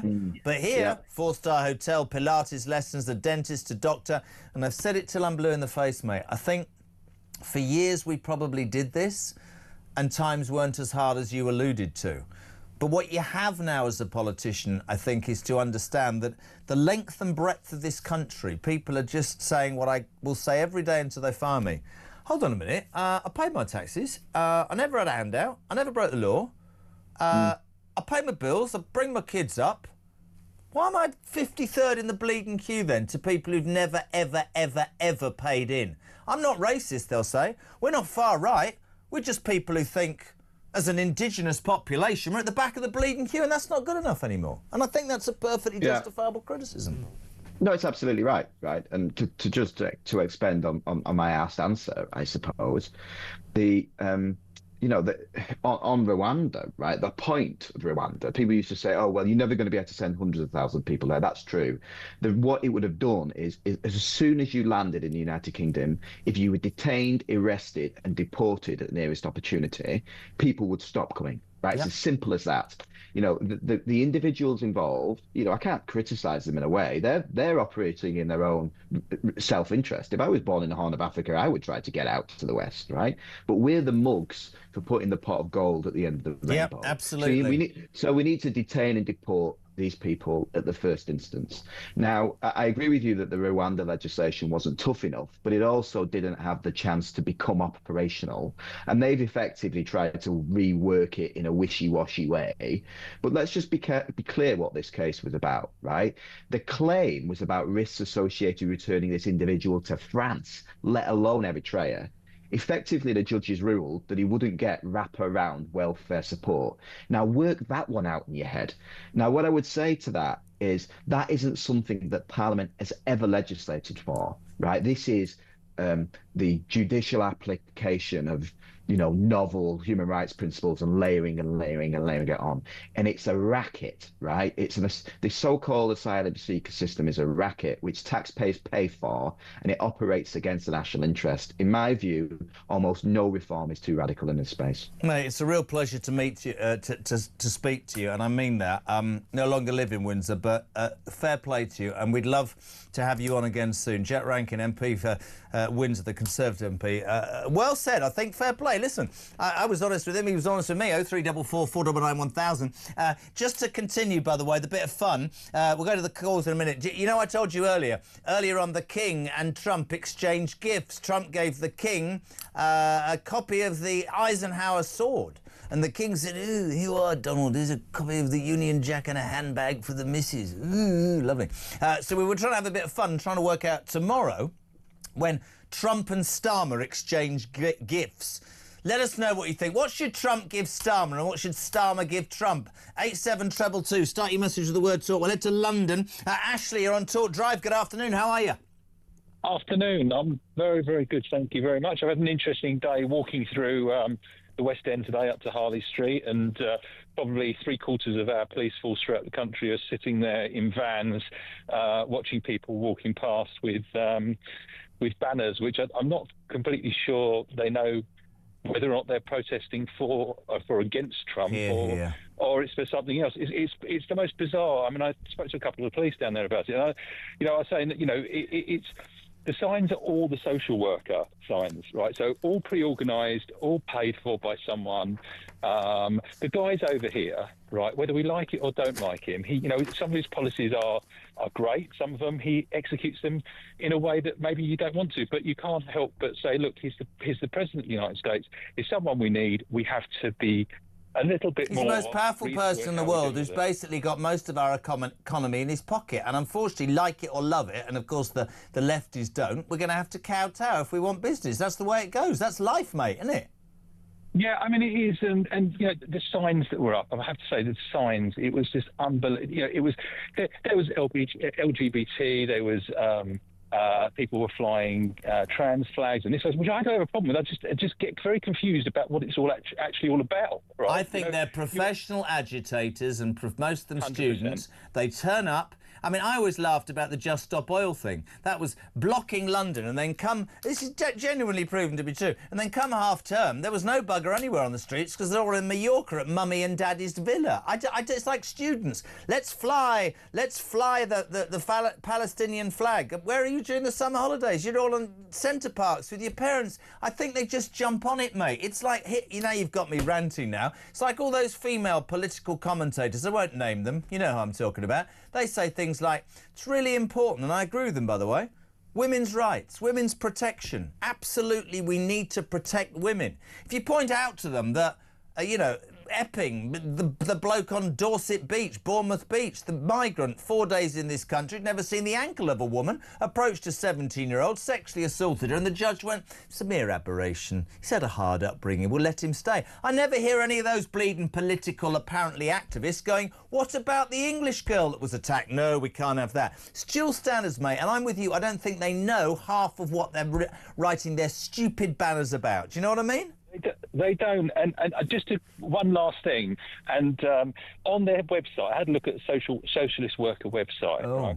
And this I just was interested. So this kind of sums them up at this point in time. It says it basically says about Charlie Kirk's death. It's Charlie KKK Kirk. And I think those comments just summarise the anti-fascists being fascists. I think that word's thrown out. Anybody who's not a lefty is apparently a fascist or a Nazi or a far right. Respond to this as you're on the phone, Ashley, from London. Breaking news is that Home Secretary Shabana Mahmood has just said she will fight to end I don't know how do you say that, vexatious, last-minute claims amid stalled efforts to start the French deportation bill. She says, I will fight to end these last-minute claims. That is my guarantee. Because we've got planes taken off with no bloody migrants on board that the taxpayer's still paying for. And I'll say to you, Ashley, as I've said all afternoon, it's not lost on me the irony. These flights are being stopped by human rights lawyers, which is exactly what our Prime Minister is, for God's sake. We're tripping up over ourselves. The reality is they come over, we have this agreement in place, and the fact of the matter is they're being returned to France under agreement, and the courts should not have any responsibility in regards to hearing these cases, nor should we be giving them any legal aid in order to fight it. Unless, if they were fighting something to go over to some country which is absolutely awful, whether it's Afghanistan, and so on and so forth, maybe there's some justification. We're talking something which is in the EU, a safe country that they've come from, and I don't know how we keep on tripping ourselves up. And she just has to say, we're not taking the case and they're going back, and take the consequences, much the same as Hungary take, much the same as Greece are taking at the moment, when they're turning around saying, this is what we're doing, and let's see where it takes us from there. So, I couldn't agree more. Thank you, my friend. Thank you, Ashley. As Steve in Tenbury in Wales says, let me get this absolutely straight. We can't even bloody well send migrants back to France, even though the French have agreed to take them back and we've paid them. The world's gone barking mad. It's 5:24. We're live across the United Kingdom. Just out of swimming and listening to the radio are the two sweetest and most beautiful children in the world. Oliver William Robin Carl and Iris Rose Victoria are listening in the car. Hello from Daddy. And to Mummy, who does an amazing job. Ryan's looking at me. Vic. Do you know why? Because it was his I'm talking to my wife directly on the radio. His anniversary last night. He's got a spring in his step and his hat's at a jaunty angle. But we shouldn't be talking about that in front of my children. Should we do the call or go to the break? Yeah, we're going to. Let's go to Hertfordshire. Andrew, you're on Talk Drive. Good afternoon. Good afternoon. The present from Trump to Starmer. Oh, right. Let me stop you there. Let me stop you there for people who haven't heard this, because this is brilliant. Bit of fun we're having on the show today.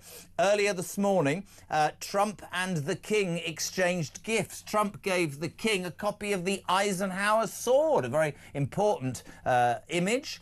The King gave Trump a copy of the Union Jack and a handbag for the missus. So we thought we'd have a bit of fun and say, what do you think tomorrow Trump should give Starmer? Sense of humour. And what should Starmer give Trump? 87222. What's your opinion, Andrew? Well, because the World Cup's going to America and Trump is on board with soccer football, yes, he knows that Starmer is an Arsenal fan, so he should give him a vintage Arsenal shirt, one of the ones with Visit Rwanda on it. Very good. People are digging in. Thank you, my friend. Lovely to have you on. Rob Blackmore says, Donald could give Keir some Tesco vouchers and say that he's heard he likes other people to buy clothes from him, and Lady S. Keir can give him details of a flat going cheap in Brighton due to the owner losing her job to add to his property portfolio. That's Rob in Broadway. 0344 499 1000. We're live across the UK. This is Talk Drive, and we're back.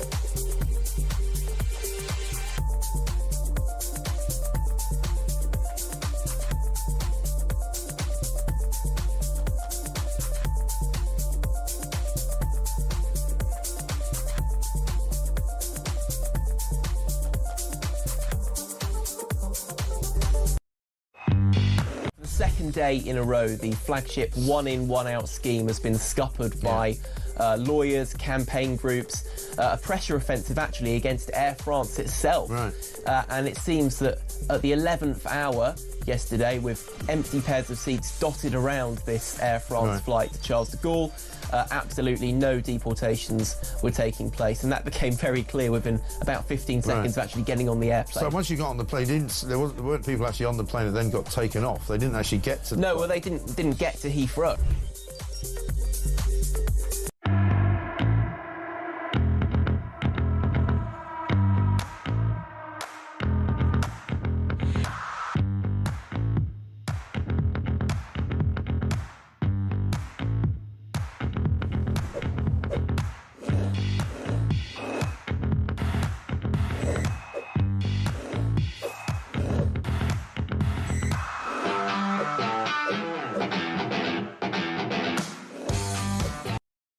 Across the UK, on DAB+, on your smart speaker, on your smart TV, and on your side. This is Talk. Mrs K's got involved. She thinks that Donald Trump should give Keir Starmer a rubber dinghy. I get where you're coming from, love. 87222. Start your message with the word talk. Clive, Trump should give Starmer a pre-written resignation letter. Starmer should sign it and give it back to him. It's Chris from Worcester. Trump should give Stalin, all right, a signed copy of The Art of the Deal and a big boot right up his bum. I don't know what that means. Kyle, yeah? You asked the question, what should Donald Trump give Keir Starmer? How about advice on how to run a country and a good kick up the backside? He's getting a lot of kicks. Starmer should give Trump a cold sore. I don't know, that's outrageous. Heather, we are sick and tired of same old excuses that why the people stop listening to the Conservative Party and the Labour government. We're getting bored. Vote for reform. Anthony, Starmer's demise began way back in August last year when the Southport tragedy took place, Jez. He visited Southport along with the ex-Home Secretary, Mrs Balls. All he did when he visited was to lay some flowers without talking to the local people and spent less than a minute there. This showed exactly to me and to the rest of the public how inept and out of touch this guy is and how he's not up to the job. Afternoon to Dean in Norfolk. Norfolk's lovely. JK, Trump should give Starmer a McDonald's apron and a cap, and Starmer can give him a burger meal and a Diet Coke. Practice for his new job. Rob Shaw. Great to see Jack with a Union Jack badge. Mr Trump, the last MP, I agree. Jack Rankin, Windsor. Mr Trump always wears a Star and Stripes badge. Starmer, never, because he ain't patriotic. Rob and Lynn Ramsden Heath. Alison, my prediction is that Starmer's gone before Christmas, Reform taking so many seats in the May elections that triggers a general election by the autumn, which will be won, and Nigel will be our new Prime Minister. Margaret's in Tunisia. Get back to Birmingham, woman. She says, that music, note for you, Ryan, the music accompanying extracts of Trump's state visit needs changing by you lot. Sounds more like a bleeding funeral than a celebration. Interesting point. And they'll all sit through the glass and they go, oh, she's got a point. What should we send an email? We might change it next year. I'm sorry, Margaret, I've done my bit. 0344 499 1000. Now, as you know, I am merely, at the age of 60, a fluffer for the main Drive Time presenter who presents on Thursday and Friday. We say a very good afternoon to the main man, Peter Cardwell. Hello. Hello, Jeremy. How are you? Why is the signal? Why is it? It's not a very good picture to your little pokey flat, is it? It's not, is it? I can never see you. I can see myself very clearly. Yes, I'm sure I can see clearly now. Lorraine has gone. You need to polish your I nearly said the wrong thing. Your glass there. Yeah, there we go. That's lovely. It's even worse. Better? I guess on the shelves behind you are all your own books that's just come out that nobody's bought. Is that fair to say? Oh. I saw you doing your... tell everybody about your new book, because I'd feel remiss of me not to. That's very kind. Well, you're asking what gifts that we should give Donald Trump. Maybe a copy of The Secret Life of the Pets and of Westminster and Washington, which is called Political Animals. That is the new book that I have out, Jeremy. So, yeah, it launched on Monday. It tells the real story of Larry and Dylan the dog and all the different animals. There's been a few dogs in Downing Street, haven't there? There certainly have. Well, yeah. Dylan was one who was, a bit unkempt, bit of hair all over the place. Occasionally did a few things he shouldn't do and humped anything that moved. So I can't believe that. My children are in the car and you've used the word humping. Let's cut to it. I'm sure there's been plenty of humping in the recesses of number 10. Can I ask you a question? You found a publisher to publish a book about the animals of Downing Street. Is it going well, the sales? I mean, you've done quite well, haven't you? You've sold 43, haven't you? Is that right? A few more than that, but yes, it seems to be going okay so far. I'm very proud of you, mate. Can always be better. Can always be better. A bit like this show, but it is, because tomorrow you're doing tomorrow. it. Yeah, absolutely. Well done. As you know, I'm only here keeping the seat warm for you, because I know you like a warm seat. Let's talk about today. I've so much I want to talk to you about, almost to catch up on the week. Let's start with the state visit. Is it me and Mike, or are we just alien to the rest of you? They don't look like they get on very well, do they, to be honest? I mean, they're going through the motions, but they don't look like they're best buddies, do they? It's sort of horribly awkward, isn't it? It's they're both quite awkward, strange people, and yes, they don't. The body language. What are you saying? I was trying very hard, and that dreadful orange man was just sitting there with his hair wafting everywhere, and it was very awkward for me. And that is quite a good impression. And Her Majesty's got sinusitis, and the wind was playing havoc with her tubes. Yes, not so good at all. No, it is quite strange. And they're both heads of state, relatively new to the job in Charles's case, certainly. But yeah, a lot of this behind closed doors as well in Windsor because of all the security aspects of it too. Think that was right or wrong?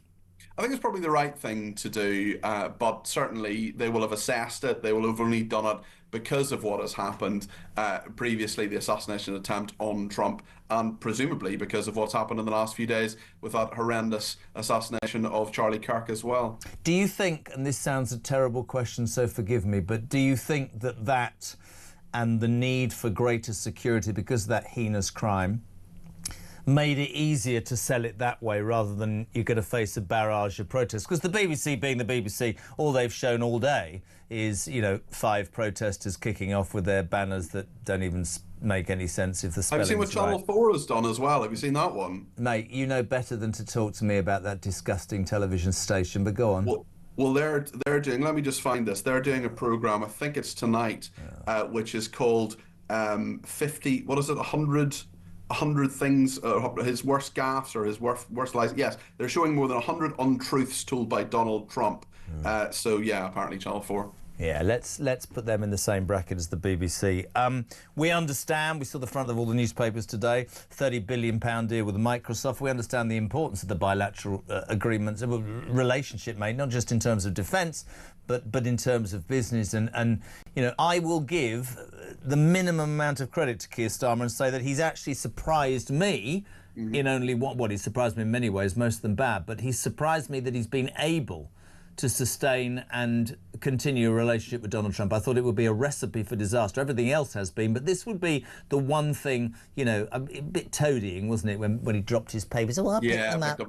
But look, it's in both their interests to have a decent relationship. They want to have a good economic relationship. They have to get on. They meet a number of times a year. They'll be at the United Nations General Assembly together as well. So it makes sense to have as good a relationship as you can with America. But they're different on a number of things. They're different a bit on the Middle East. They're different certainly when it comes a little bit to Ukraine. They're different on trade.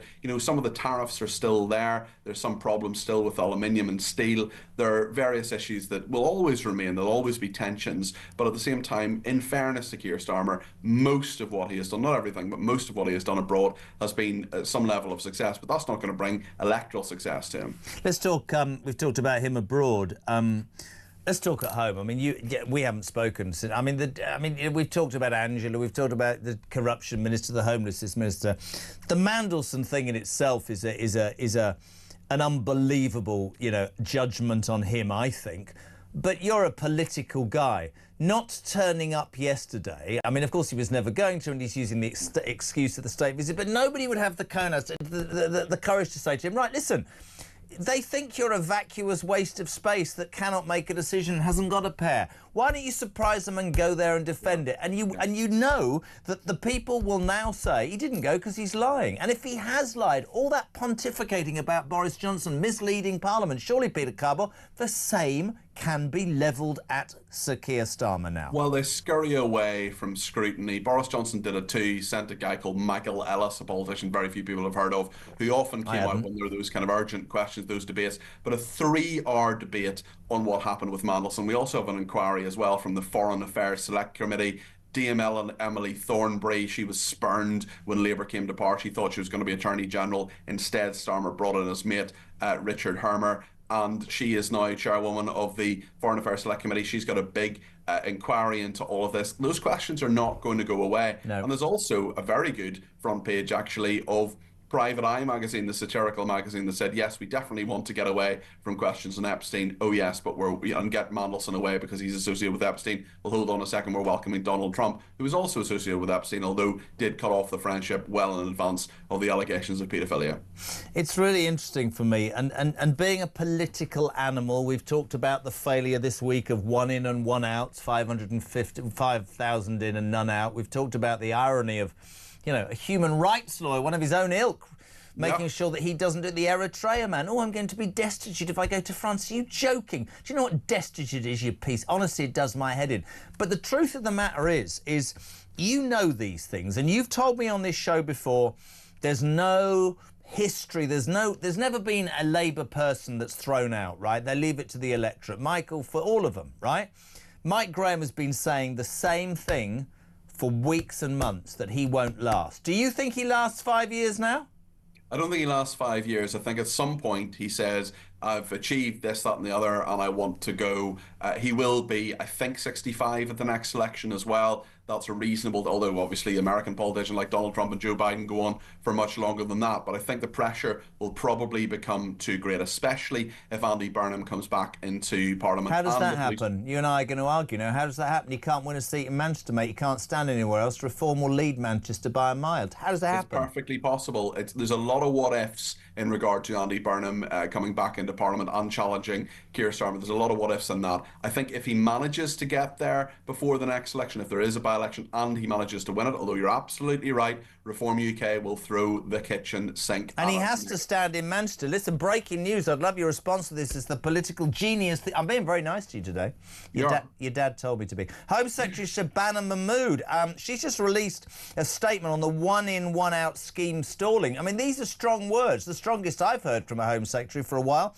Last-minute attempts to frustrate a removal are intolerable, and I will fight them at every step.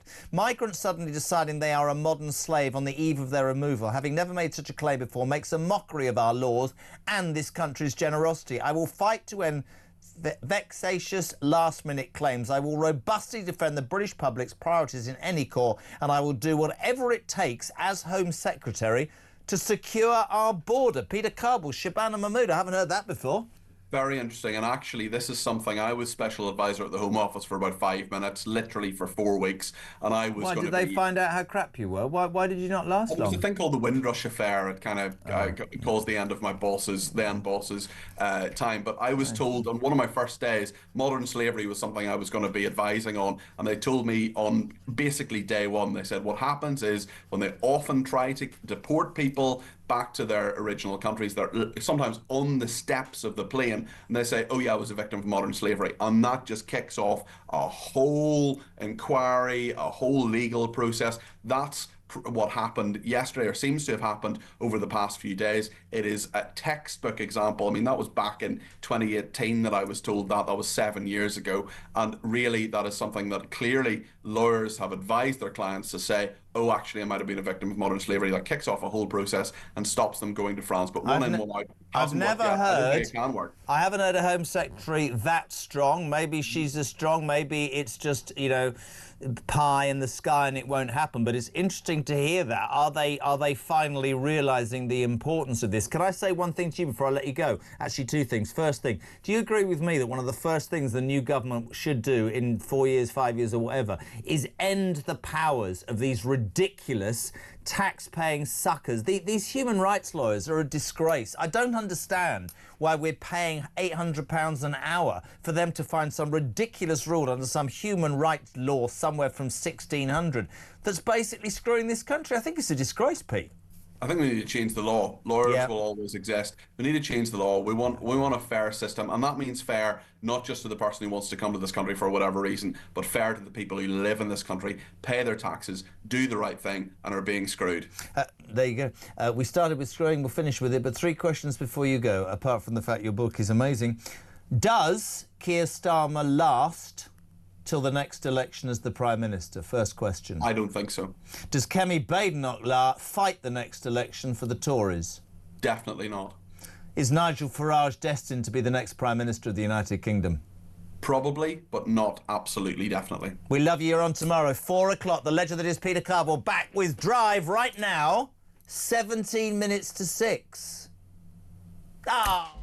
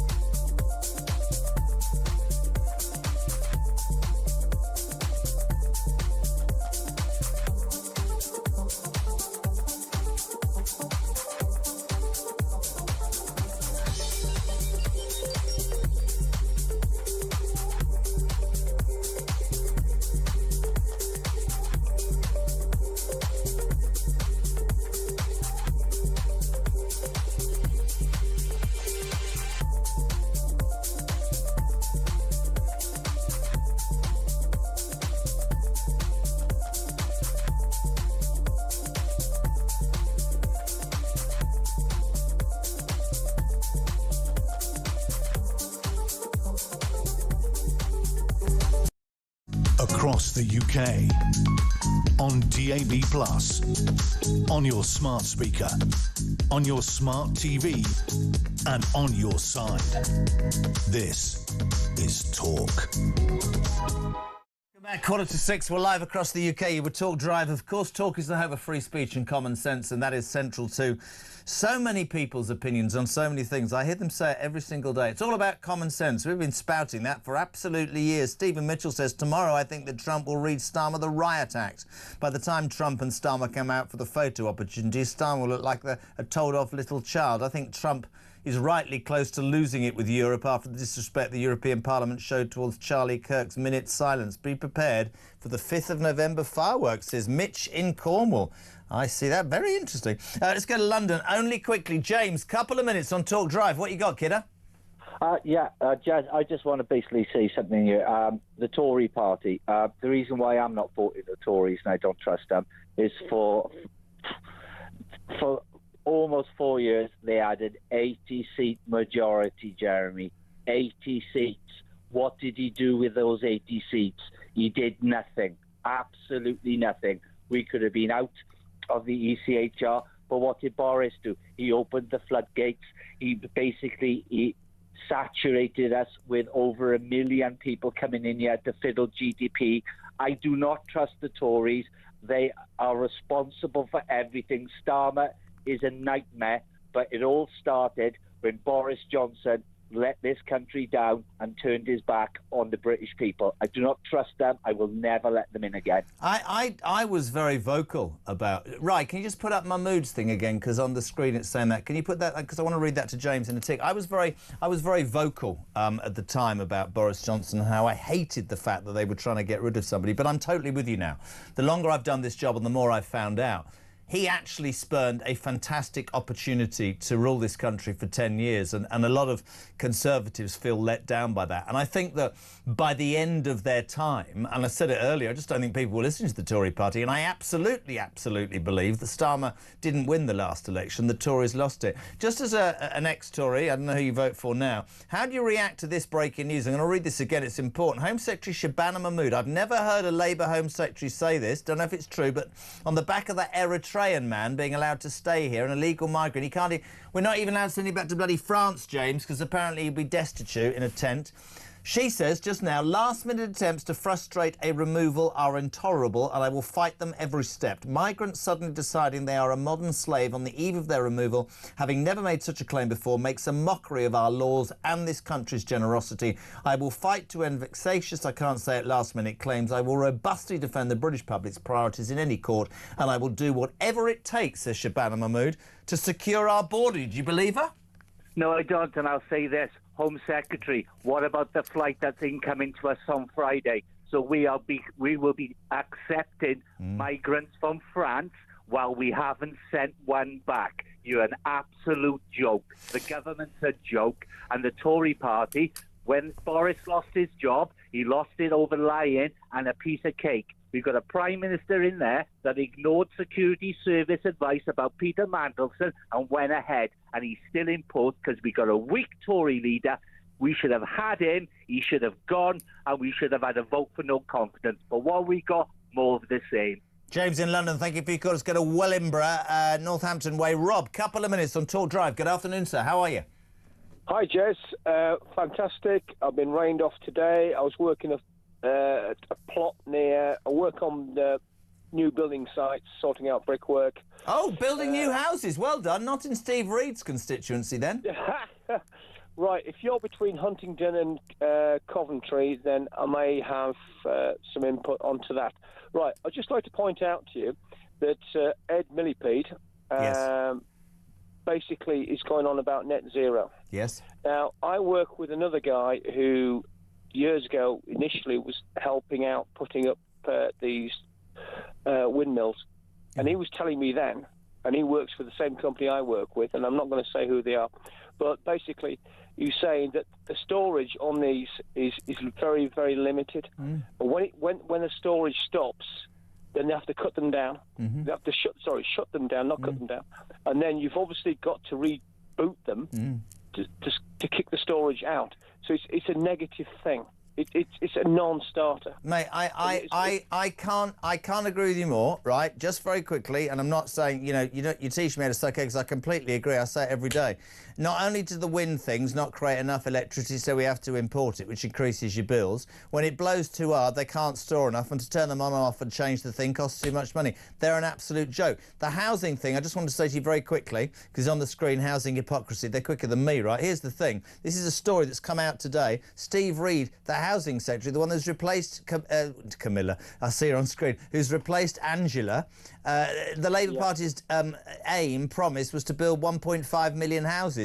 He's just done his best to stop a development of 237 in his own bloody constituency. What chance have we got? Right, I'm telling you now, right, and all the snagging I do and everything has to be passed by the housing inspectors, and then the ones I've been working on are all HMRC for our Afghani friends. Right, let's make no bones about this. But the best thing is they've all got gas access going in, and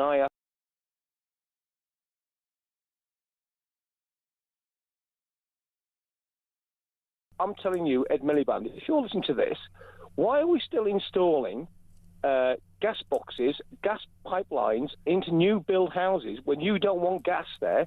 So how the hell are we going to sort this out? I agree. Listen, don't think me rude, mate. You know me, I'm very honest with all the viewers and listeners. I agree with you. I've got to go. There's no way that I can keep you on, not for any other reason. I'm running out of time. Robin Wellingborough, thank you very much indeed. Amy, it's Talk Drive.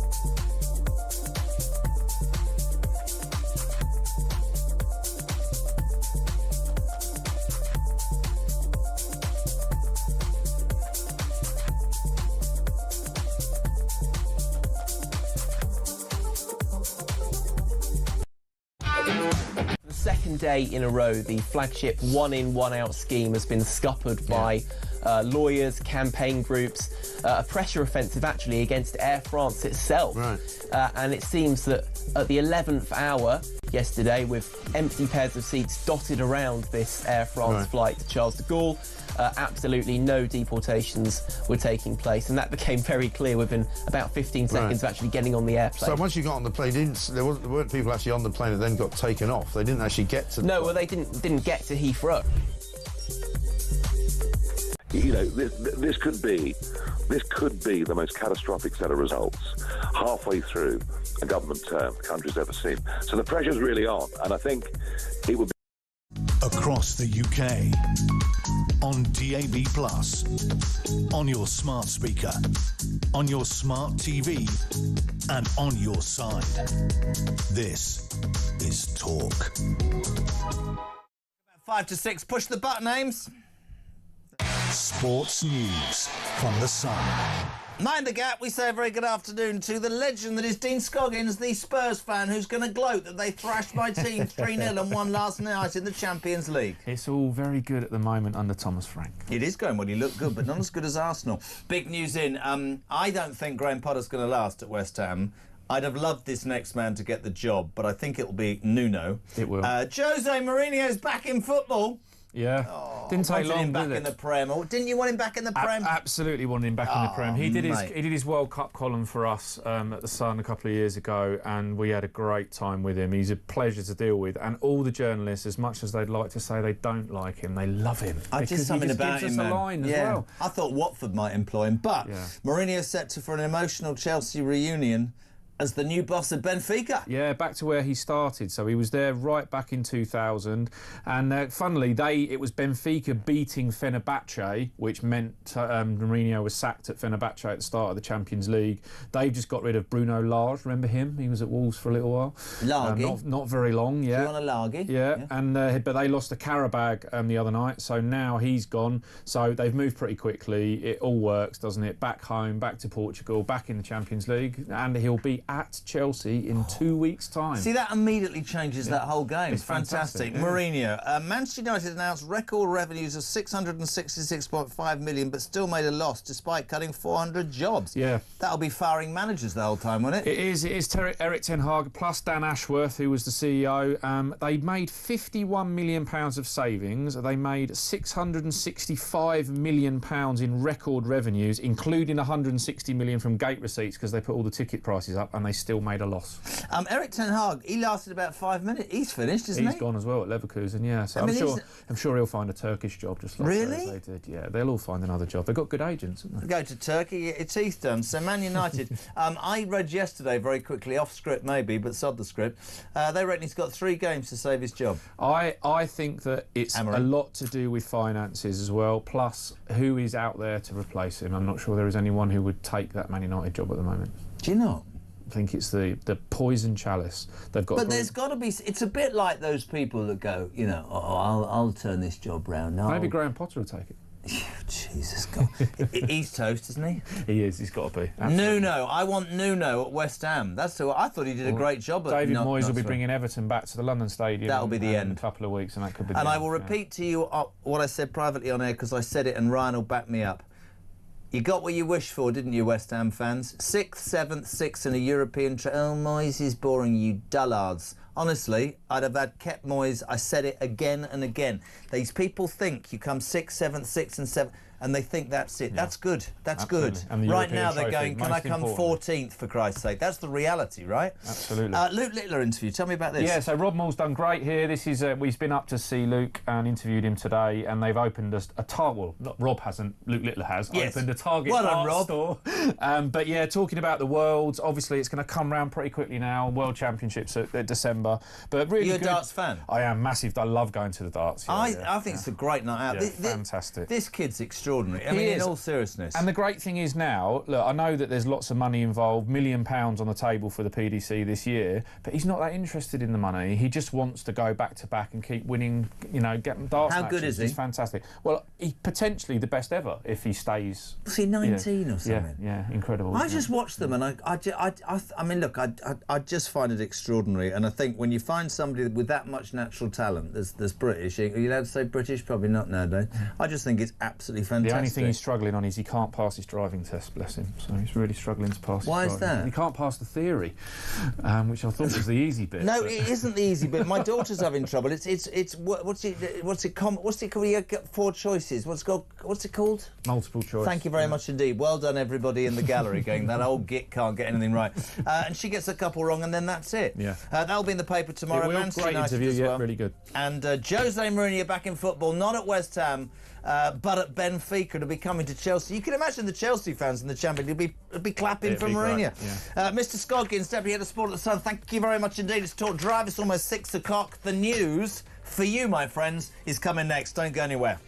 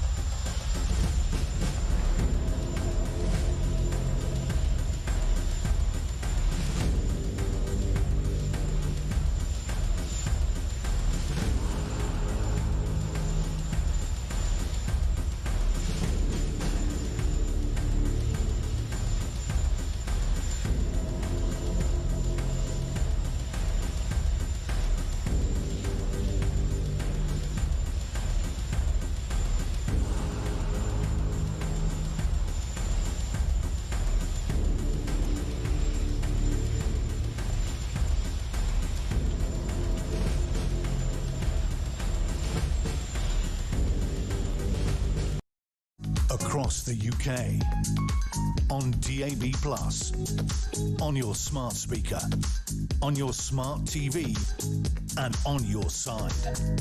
This is Talk.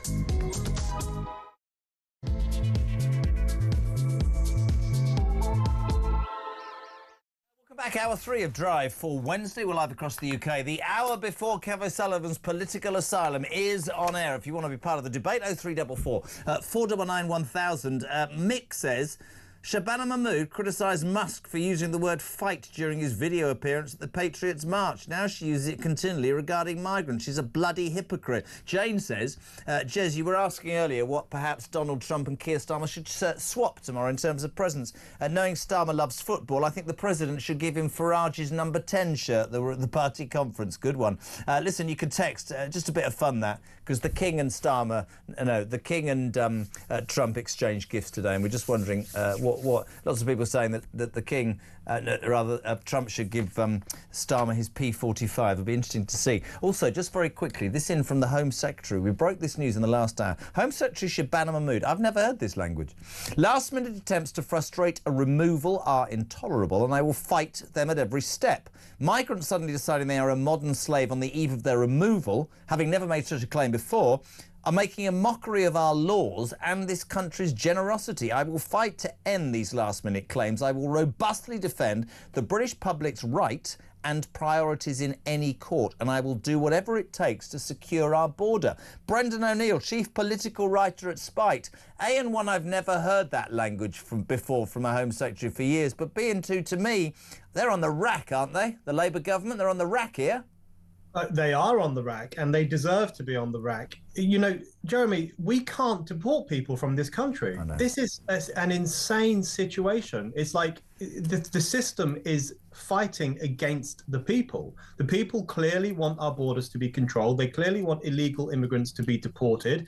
They want these people who turn up here with no right to be here to be kicked out as soon as possible. And yet we have these layers of, you know, self-important woke lawyers and Ponzi judges and others who are thwarting that every step of the way. So someone's got to do something about it. We need a more democratic system that listens to ordinary people. Whether Labour will or not, I don't know, but they're certainly on the rack. It's really interesting. Just for people tuning in to Brendan, we have him on every Wednesday. This is based around a story today. And I mean, just leaves you again, I'm like, what the hell's gone on with this country? An Eritrean man, ladies and gentlemen, grabbed hold of one of those left-wing human rights lawyers. And the irony, of course, is that he's an off-cut of our own Prime Minister, who convinced a court that the Eritrean man, are you ready for this, would, and I quote, be destitute if he had to go back to France.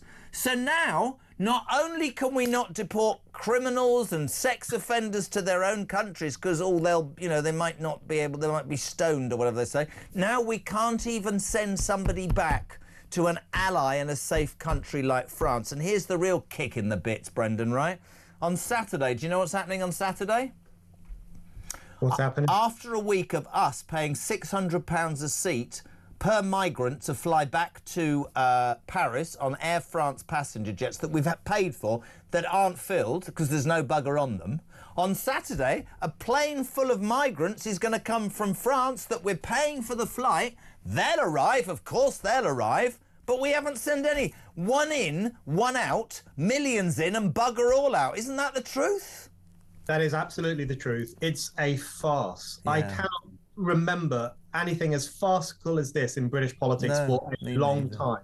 It's absolutely surreal. And, you know, think about the message that it's sending to other illegal immigrants who want to come here. Yeah. It's basically saying to them, Britain is the softest touch country in the Western world.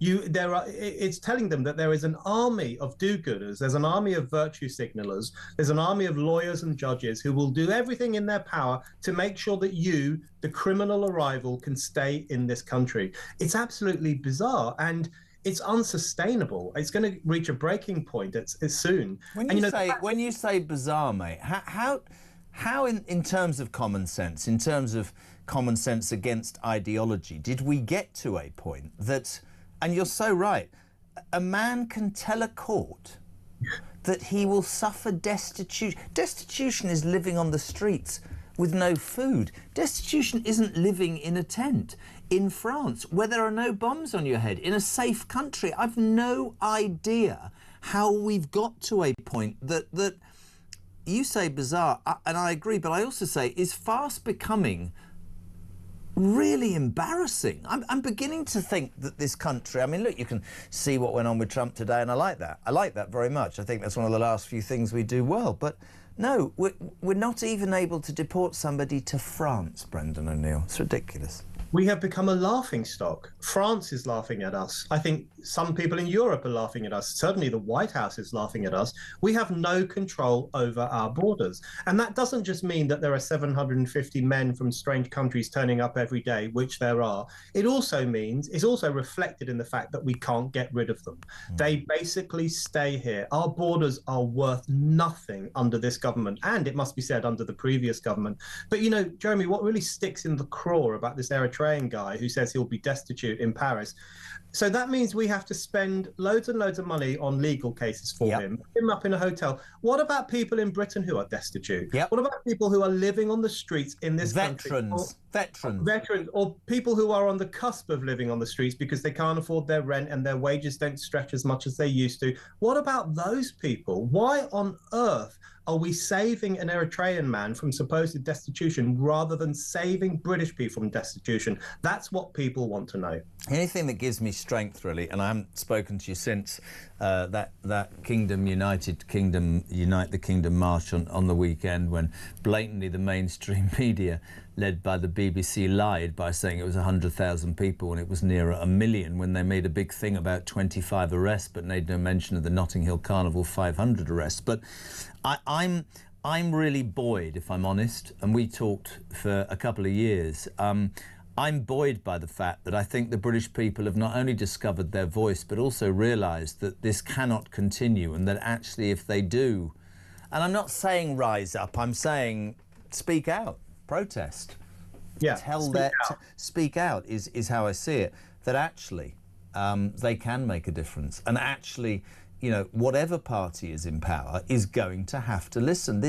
You're not going to get away, in my humble opinion, anymore to simply label everybody far right that you disagree with. I don't agree with the far right, I don't agree with the far left.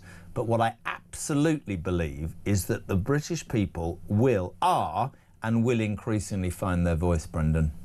You know, the politicians and the media commentators who are calling those marchers far right, that is a libel against the working class. Most of the people on that protest were ordinary working class men and women who are sick and tired of our lax borders, who are sick and tired of illegal immigrants coming here, who are sick and tired of being ruled by technocratic elites who don't care about the nation, don't care about its history, and don't care about its future. That was ordinary people crying out for something different. And the fact that some in politics, including Sadiq Khan, who wrote that snotty piece in The Guardian today, the fact that they are looking down their noses at these people as kind of latent fascists or some kind of, you know, Nazi mob, that is a libel against ordinary people who simply want their voices heard. And I think you're right. This is people speaking up at last, and change is coming to this country. It's completely inevitable. I'm so with you. I can't see that it isn't. And I think it's really easy to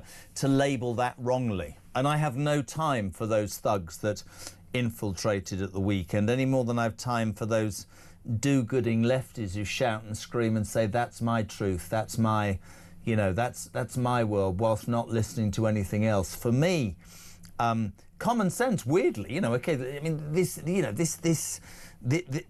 place has based itself on common sense. And now, as I said earlier, I hear that in Trump's inauguration speech, and I hear people across the world saying it's common sense. It is not common sense, right, to put your own people under pressure to try and look good to the rest of the world.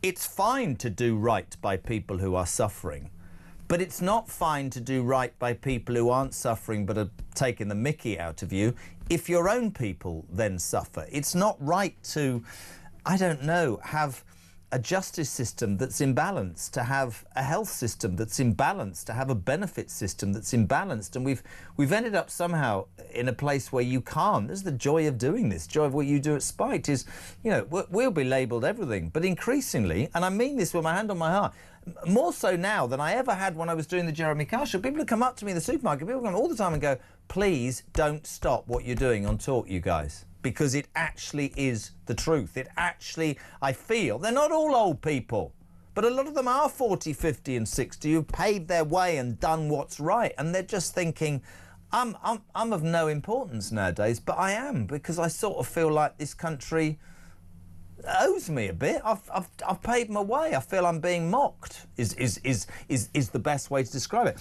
And, you know, listen to Shabana Mahmood. I mean, I love your take on this. She just said that, you know, I'm going to become strong. You know, in removals, it's intolerable. I'll fight them every step. I will robustly defend the British public's priorities in court. I'll do whatever it takes. I don't believe her.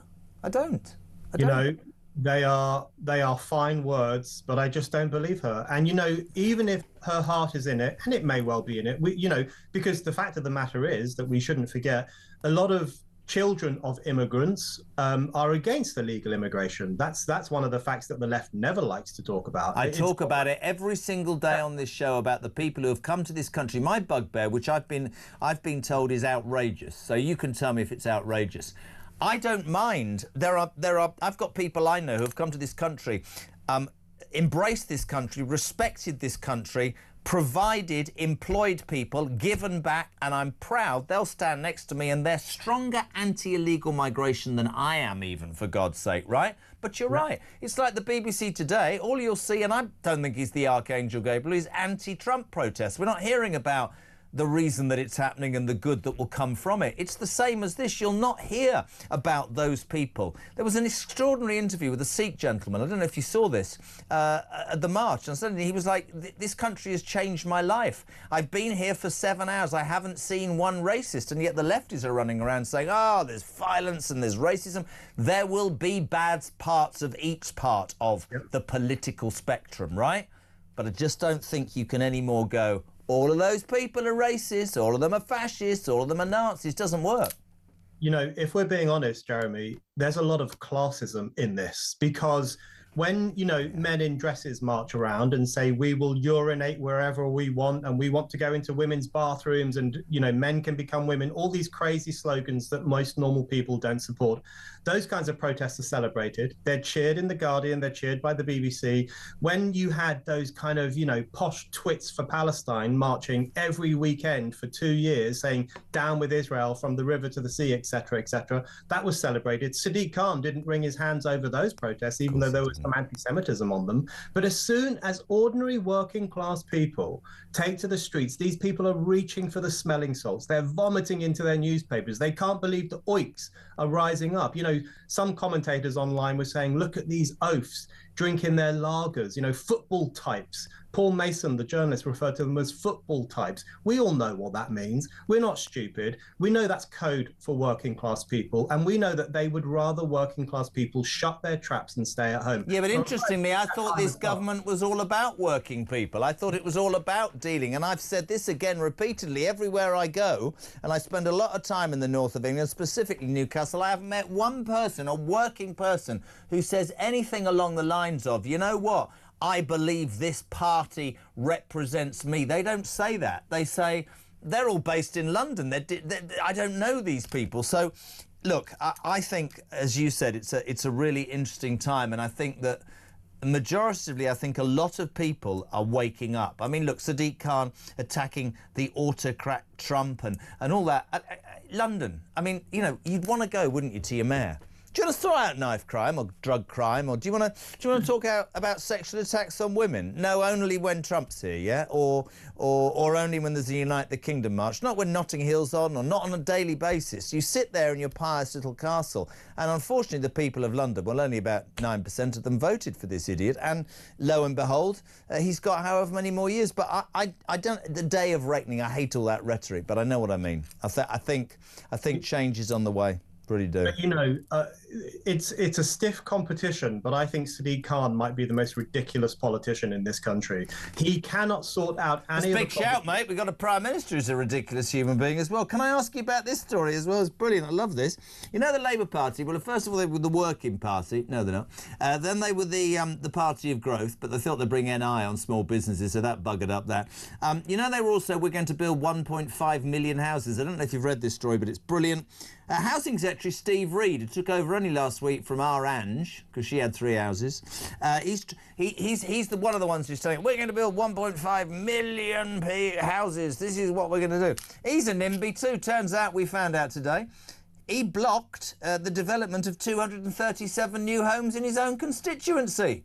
They're all the same, man. They'll stand up and pontificate, and when push comes to shove, you don't hear anything. They're all the exact same. You had Angela Rayner, who was a housing secretary who didn't even know how housing rates, tax rates work. So she was dim. Now you got this new guy who actually doesn't want to build houses and has blocked the development of houses previously.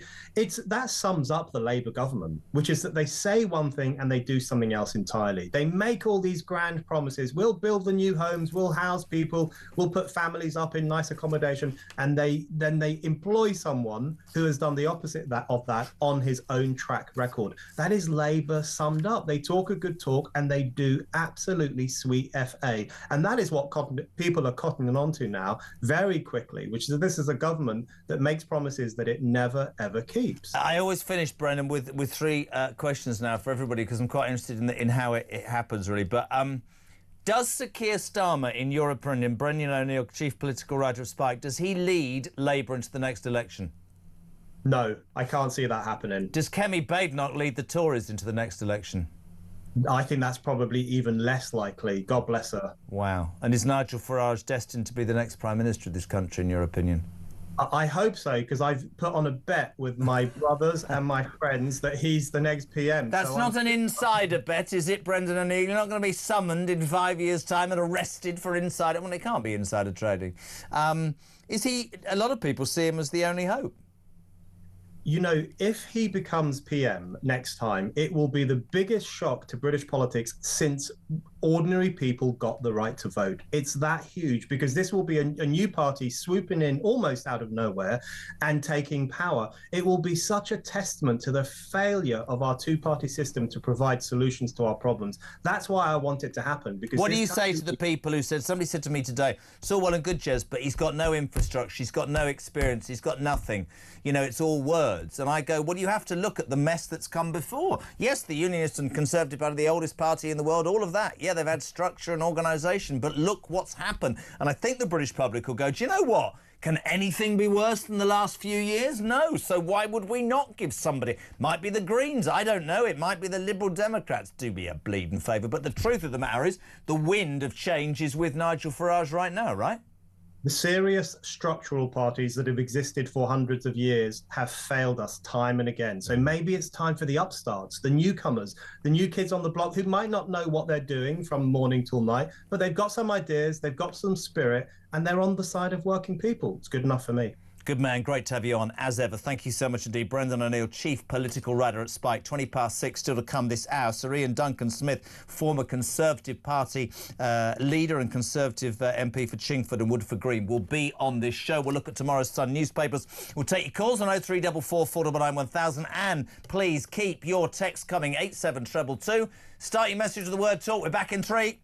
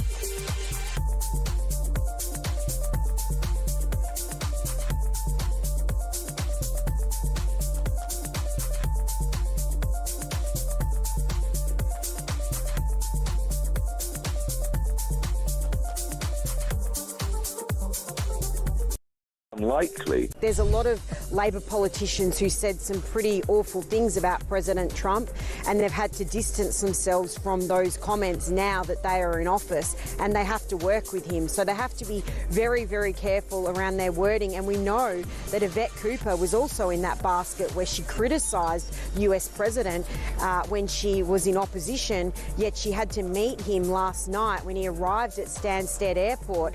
And of course, she's not critical now because she has to work with him and his government. Yeah.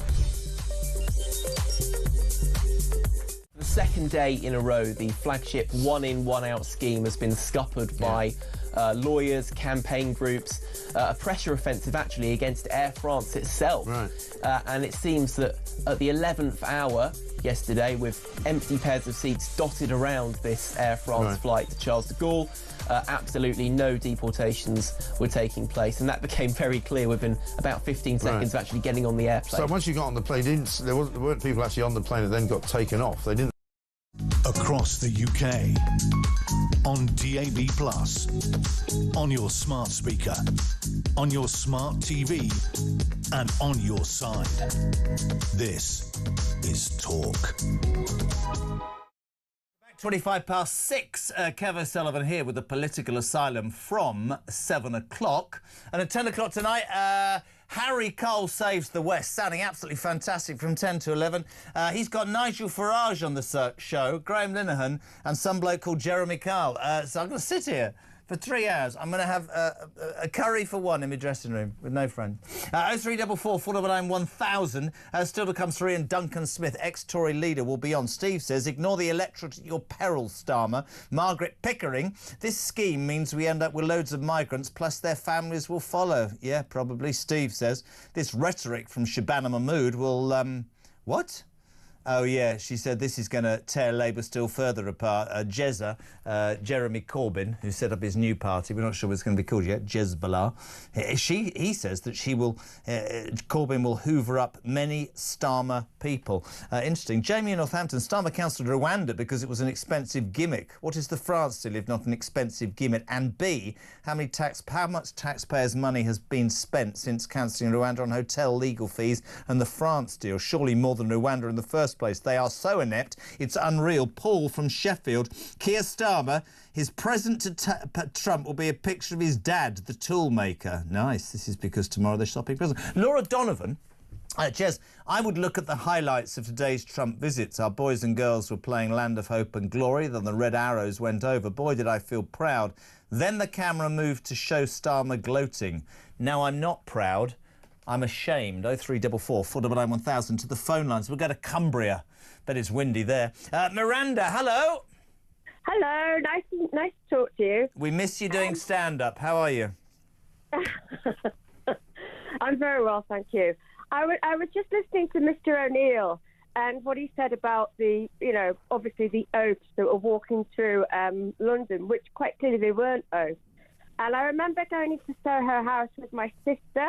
Yes. And I came out and there was a beautiful little cinema. And I said, oh, that's a lovely cinema in the centre of London. I said, very traditional. She went, oh, but no, Miranda, you can't go in there.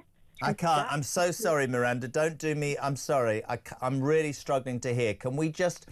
you just need to be a little bit louder and move back from the phone. It's just, I don't know, the sound's not great. Start again. You were in London with your sister, yes?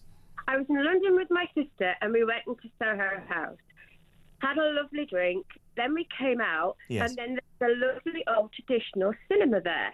Yeah. And I said, oh, this is a beautiful cinema. It's not, it's not like Cineworld. And she said, yes, but Miranda, you couldn't go there because you have to be a member. And as I was speaking, all the people came out that obviously finished watching them, and they were very, very leftist, elitist with their children in their Jordans and their baggy skate suits.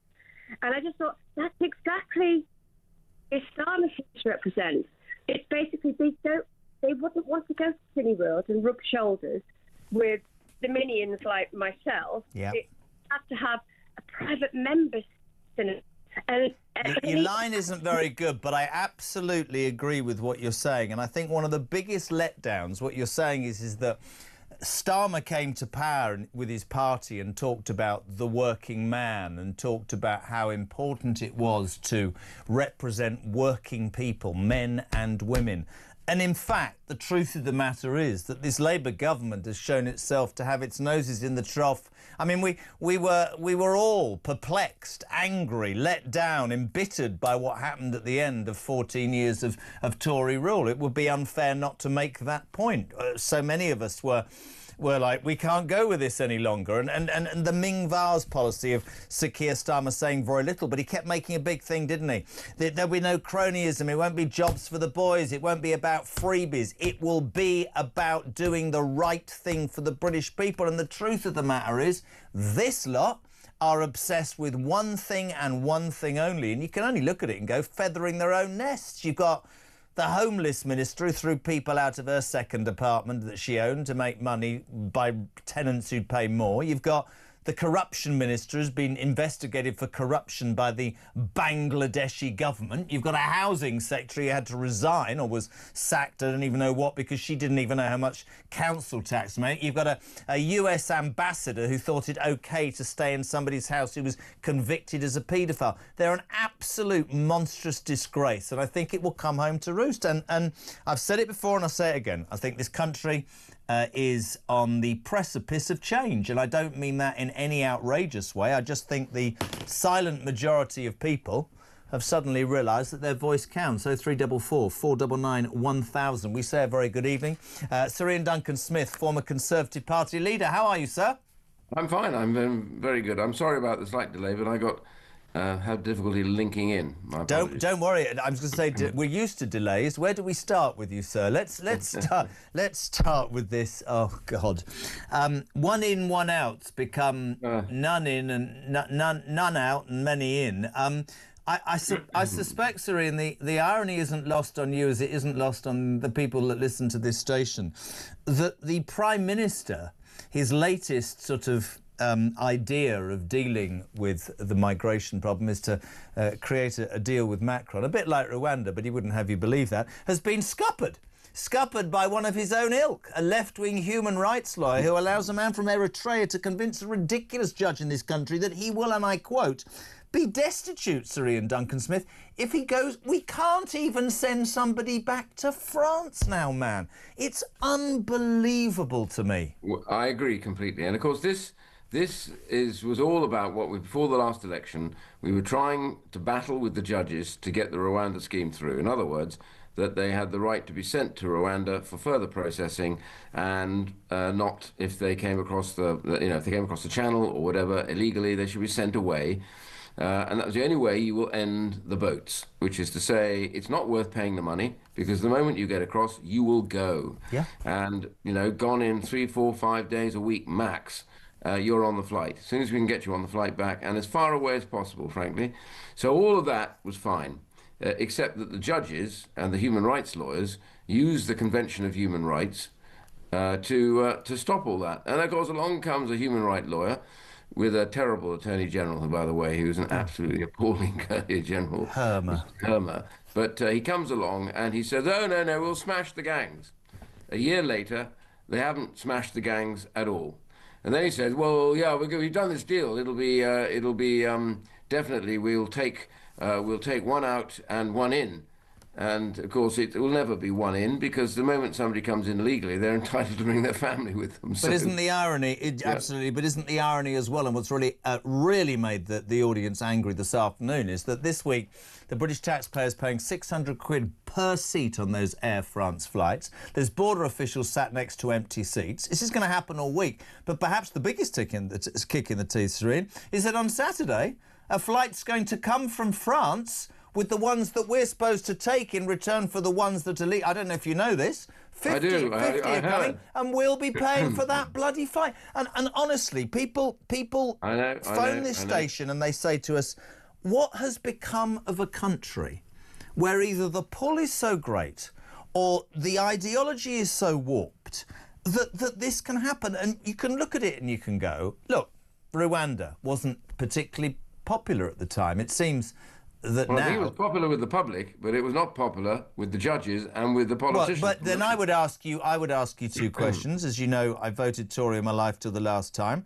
There's no doubt the last government should have got Rwanda through a lot bloody quicker, and that would have, I think, absolutely. I agree, but also we need to understand that the problem has been that the Convention of Human Rights, you have to get out of it. Yeah. There's no question about it because it's being used. And then there are other things like Refugee Convention, the rights of the child at the UN, which now judges are using, which they never did before because they're not legislated. They refer to those now in their judgments. So we have to have a clean sweep, and we have to say when it comes to those who come here illegally, we retain the right to send them away, full stop, and we will not have judges reference the convention or any other group. Their job is solely to process these people, and that is the only way it'll work, and that will stop them coming, because when we saw that that was about to happen until the House of Lords struck down the key element, they refused to accept the element that said we will not allow you to invoke the Convention of Human Rights. So when that was done, up until that point, all these people thought that they were going to be sent away immediately. So look what happened. They went over to Ireland. Absolutely. They were camped out in Dublin streets. You tell me if that doesn't show that this would have been a major disincentive. But you think you talk brain about in their head. No, I agree. And you talk about, I mean, one of the things I've said is I think that whatever party gets in next time, because it's not going to happen on this time, they need to do something about curbing the powers of these human rights lawyers. I think it is utterly disgraceful to say to working men and women in this country, by the way, this Eritrean man who thinks he's going to be destitute living in a tent rather than in a 4-star hotel with 3 meals a day, you're going to pay 800 quid an hour for some left-wing lawyer out of your taxes to go against the wishes of a democratic elected government. Serene, we sit here and we just go, the judges, the lawyers, there's no common sense attached. There's a simple principle which used to always be and should still be, that Parliament is the highest court in the land. Yeah. So if we make a rule or a law and we say this will happen, then we should get our way. What's actually happening now is I won't say it, these lawyers, expletive lawyers, these lawyers who then sit there, they have now overturned with the Supreme Court the power of Parliament to do what the elected public asks them to do. And that is the key to this. So there's no question, I mean, my personal view is this government is discovering the hard way that all their rubbish that they talked about how easy it was to bring this under control are absolutely failing. And they will have to reach into their bag of tricks, which they don't have much of left, and understand now the only way is to strike out any official reference to the Convention of Human Rights, the Refugee Convention, and also the rights of the child when it comes to illegal migrants. I think the word illegal is quite important. If they are illegally here, have not been processed, they must go away to attempt to be processed. I would also respectfully suggest just a question that I've never been able to understand as a voter, and I agree with everything you've just said. I don't understand how a country that's supposed to be as successful with the rich history that we've got cannot have got its head together in the last 20 years and created an organisation, a department, a building or something that could bloody well process these people ourselves with trained people in our own land. I don't know why we have this whole thing. I don't know whether it will be a ship off the coast. I've no idea, but it is fast becoming obvious. And I've heard people say, you know, for years, migration, you know, you can't talk about that and it isn't the #1 thing. I think it is absolutely on the lips of the electorate, the number one issue. It's the number one thing without any question. And of course, because what it does, 2 things. First of all, it's wrong, has to be sorted, because we cannot have these thousands of people coming over, and there are thousands of them coming over. We cannot have that because, first of all, it puts a strain on all of the resources that exist for people who are already here, legally here. And it also makes criminality rise because you don't know who these people are. Some of them disappear off. You've seen one of that's going on. That's quite unacceptable. So the key thing here, it has to be resolved. And there is only one way to resolve it. And this government seems to be trying everything else until finally they may come back to the conclusion, like Australia did, that there is only one way to process people who are illegal, and that is to put them somewhere where they are not within the United Kingdom. Yeah. No right to remain, none of that stuff. That message, as you quite rightly say, will get straight back to people, a bit like Trump did in America, which will be probably not worth us going now because we're not going to get that 4-star hotel. Can I bring it to Sir Keir Starmer, who has not had. Stop giggling now. No, who has not? No, I mean honestly. I mean, I've never seen anything like it. I've been 30 years in Parliament. Well, I was going to ask you that scandals. because to me, we can talk about Mandelson, we can talk about Rayner, we can talk about not turning up and people will say you're lying. I'm going to ask you a question because you're an experienced politician. To me, he looks like he doesn't have, I don't know, the instinct, the antennae, the DNA, the smell, the whatever you want to describe it. I don't think, Serene, he gets politics. I just don't think he feels anything. I don't think he can read a room. I don't think he can be proactive. I think he's obsessed with focus groups. And the more I hear, I mean, people will say, no, I can't see him lasting this term. I genuinely can't. Well, two things on this. First of all, the Prime Minister, I agree. I think the biggest problem he has is, number one, he has never really understood how politics works. I really have an issue with it. Number one, I always say to everybody that comes in new and been here for a while, I said the number one question you always have to ask yourself as a politician is very simply, how does this look? Yeah. How does this look? What happens if people say, oh, you know, this guy was a paedophile? How does that look? How does it look when you have a person that you're employing who quite obviously a while back tells you, or you find out, that they've been fiddling their tax returns? How does that look? Yeah. And that question must stop you in your tracks. And so when they brought Mandelson in, I remember I literally at the time said, this is madness, because Mandelson had become corrupted, really, over the years, and happily so, as it appears. Yes, money. Running around with wealthy people. And we forget that, you know, he was on the yachts, used to take the yachts of Deripaska when he was actually the trade person for the European Union. You know, when they were trying to do deals with Russia, he was, you know, having a jolly time with the aluminium king. Really, you could say a gangster in many senses in Russia. All these things. It wasn't just this terrible issue of 2 years after the paedophile was prosecuted and found guilty, Epstein. Then what was happening is he was still, we now discovered, living in his apartment. Yeah. And also corresponding with him.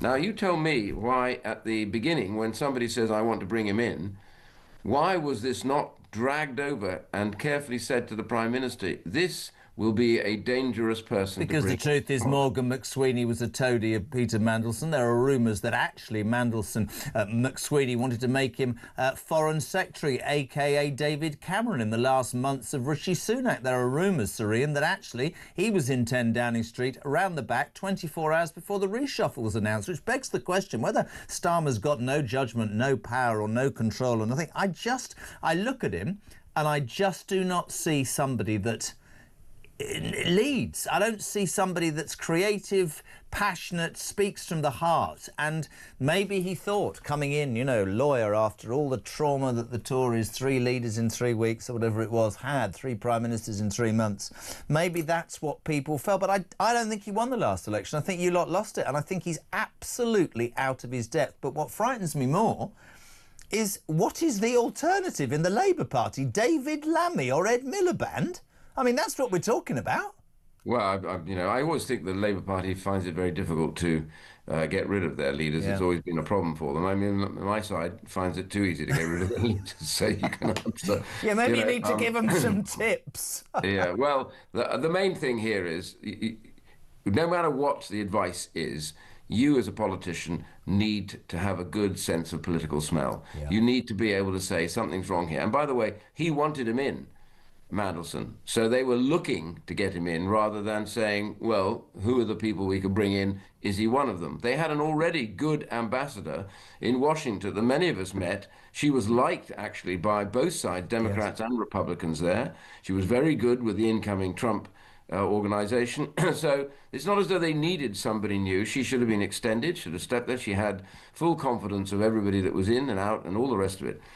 So Mandelson's arrival is a very big decision for a prime minister because it's a political appointment. Now, it's not to say you can't politically appoint somebody, but you really have to do due diligence on that individual, because as a politician, it's a fair chance that they may have done all sorts of stuff that you may not have understood. Now, We knew enough about that already. The papers were talking about it when he was appointed, about his links with Epstein and about all his other links that he had.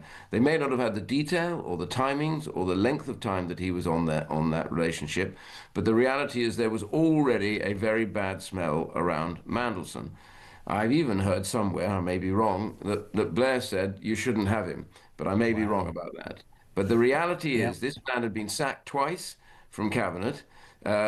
Lots of dodgy stuff when he was EU commissioner. There were a lot of rumours, etc. It's true. And then the Epstein stuff. So which bit of this, as a politician, don't you get? I completely agree. It is such a pleasure to have you on. I want to ask you 3 questions that I now ask everybody. I'm slightly scared. Well, I'm not scared of asking anything. Does Keir Starmer last the whole term? Yes or no, in your opinion? I can't see the other end of his term being the election in 4 years' time. So does Kemi Bailey not lead the Tories into the next election? I think she's capable of it, certainly. I think she's developing, but, you know, we need to make sure that we land the blows and make sure that she is demonstrably the person that the public want. It takes time. It's not going to be quick, but I think she has character and courage, so I'm prepared to give her the time. And can Nigel Farage be the next Prime Minister of the United Kingdom? Well, that's only a question that the British public can answer, and in due course, and I don't think that question is going to be asked for at least another 3 to 4 years. Can I say to Keir Starmer, who probably wouldn't listen to this, if you watch the last 1 minute, you'll know exactly what makes a top politician, because you didn't actually answer any of those questions and you did it brilliantly. IDS, thank you so much indeed for your time. Sir Ian Duncan-Smith, former Tory leader, Tory MP for Chingford on Talk Drive, 7:15.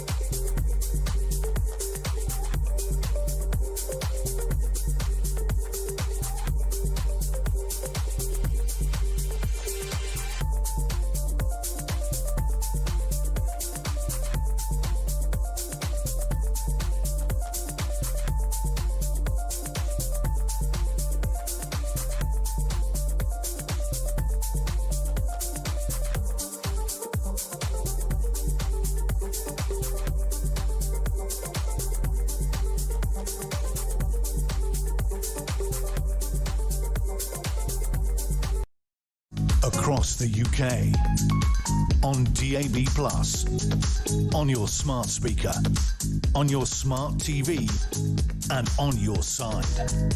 This is Talk. Only way to wake up, Mike Graham, I can't even speak. Back tomorrow morning at 6. Kev is here from 7 o'clock with the Political Asylum from 10 tonight. Brand new show. Harry Cole saves the West from England tonight because he's over here because of the state visit of Trump. He's got Nigel Farage, he's got Graham Linehan and some old bloke called Jeremy Kyle who's cheap on the show from 10 o'clock. Right, 6:45, we're delighted. We do this every single day. We like to look at what's in the newspapers tomorrow. We say a very good afternoon, not Sarge, no, not after his mess up last night. We say a very good evening to Will Barker, Deputy Head of News. Did you in the newsroom hear what he said last night? About what? I can't... Have we got it? Have we got the clip? He called a girl Jizzy. I'm not going to lie, instead of Izzy. Oh. And he went bright red and ran out the studio. And I thought you lot would be absolutely... We were winding him up from the studio. We kept texting him all sorts of things, but I have to say I missed that bit. Oh, mate, I'll send you the clip. Sun tomorrow, top paper. Charlie Chuckles. This is really interesting. Now, I'm going to be really honest with you. You're writing about how they had a right royal laugh. The bit I saw, they were either cold, but then they were talking together, but it went well, right? Yeah, no, they went and inspected the guard. They had a great old time together. He was cracking jokes, and they were... Because there was a little bit of a worry about it, because he'd gone out to Canada, and there was a feeling that might have been a little bit of a poke at Trump, but actually he turned up today, and they're all getting on very well by the looks of it. The bits I saw, anyway. It's very interesting, isn't it, that the BBC and some of the mainstream, or most of the mainstream media, all they talked about was the protests. I think it's really important for people to understand the importance of our relationship with the most powerful man in the world in terms of trade, in terms of defence, in terms of what's happening in the world. And the royal family were doing what the royal family do at their best, I have to say. The Pomp and Pageantry was amazing. And he'll have loved all that, Trump, won't he? Absolutely loved it. Yeah, I mean, I've just been listening to you talking to IDS about, all the bad things going on in this country at the moment, and it just takes Trump to turn up, and he just literally does all the things that we are brilliant at, all that pomp and pageantry, the 100 and so guards wandering around at Windsor. It just looked brilliant. No, it looked fantastic. Also in the paper tomorrow, Maddie suspect Christian Berkner out of jail, pursued by the press. Yeah. It says, we understand the Met will now be stepping up investigations into the German. The latest in the paper on that story. Yeah, so we've got about 4 spreads of Trump, so there's not a huge amount of room for much else. But we've had Rob Pattinson out in Germany waiting for the release of Bruckner, and he came out very early this morning. We understand he then went off and got a burger. There's some pictures of him. I know he's a bit of a creepy man, and but we've watched him, and we understand that the Met are now looking at him again, looking at new evidence, and there's so many unanswered questions, and I think it's great. The Sun actually is one of the only, well, if the only newspaper that continues to follow this story and try and one day get to the truth. A couple of stories that are brilliant, totally up my street. Planet of the Grapes. Wild chimps eat the equivalent of 2 glasses of wine and alcoholic fermented fruit every day. All the apes are drunk then. Yeah. So they sit there, they eat 10% of their body weight in fruit. Turns out they're just topping themselves up. It's like going down the local. So when I munch on grapes, I'm actually drinking wine, which is why when I eat grapes a lot, I end up feeling a bit woozy. Is that right? Yes. I think you probably have to eat quite a lot of grapes, though. The other story that's fantastic, Ryan, you've got to read this tomorrow. Slowly, catchy monkey. Tell me more. This is brilliant. So the police are wandering around a village in Derbyshire, and they suddenly notice a car that they've been Mondeo, they've been trying to get hold of for a while. So they start following him. The guy gets spooked. They put out one of those stinger things in his it bursts his tyres. Bloke realises he's in serious trouble, so he carries on, except he's driving at about 5 miles per hour. So the police could probably have got out and walked and followed the car, but for some reason, they then proceeded to follow him through various Derbyshire villages in some sort of very weird police chase. What were they on? They must have been walking. They're going at 5 miles an hour. Yeah.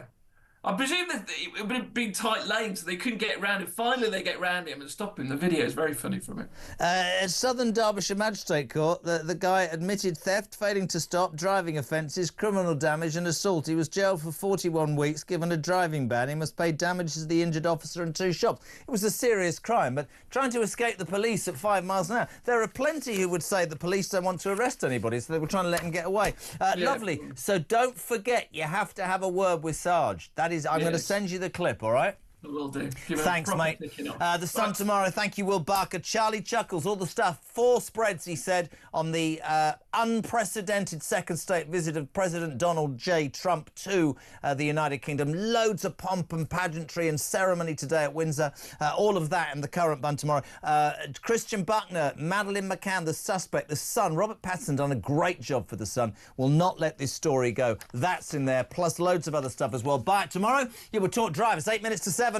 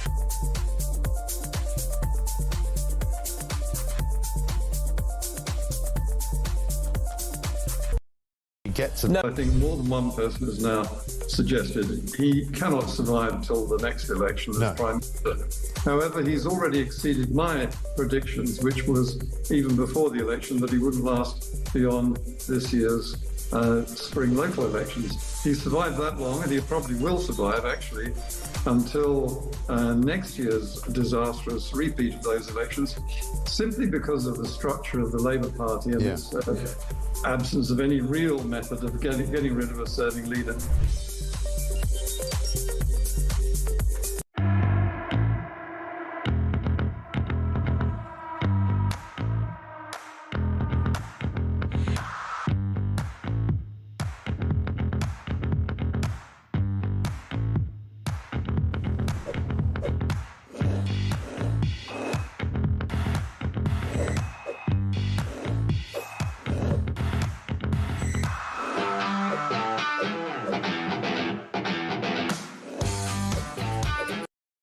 Across the UK, on DAB+, on your smart speaker, on your smart TV, and on your side.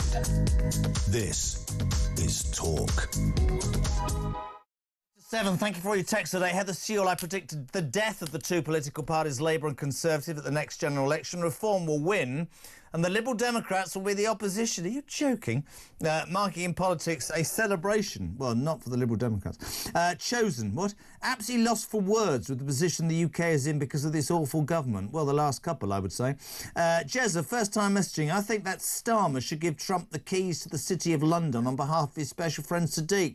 Love the show. Brian from Lee North in Devon. Thank you, Brian, for taking the time. Becca, Trump should have bought a hamper of Markle's goodies, especially the marmalade, as it needs to boost sales. Yeah, he might have choked on it. Neil Hine in Dorset. Sir Ian Duncan Smith is talking complete sense. Reform UK need political heavyweights like him, and he should join Reform right now. I don't think that's happening. IDS is holding his line. I was amazed and curious, as Arios, I hope that's right, as to why Trump accepted Mandelson as the ambassador to America in January in the first place, and now I wonder still more. Let's head to Oxford. Matt, you're on Talk Drive. Good evening. How are you? Oh, real pleasure, man. That's nice to speak to you. I'm fine, thanks, bud. Yeah. What can we do for you? Well, so what I said to somebody earlier on, the person who answered the phone, was just regarding, there's a lot of talk about Britishness and British character. It seems that I don't understand how on earth we've got so confused about who we are. Yeah. It's really weird to me, because I didn't have to think about it, because obviously it's a strange exercise, kind of trying to boil down a national character to simple things, but I didn't have to think about it. It popped into my head. Yeah, but I think we've become a test for multiculturalism. I tell the story every day on this show.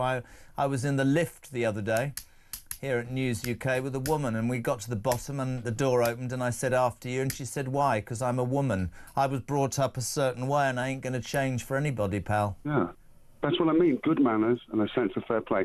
And never have we needed them more. And people look to us for these things, and I don't understand why we can't.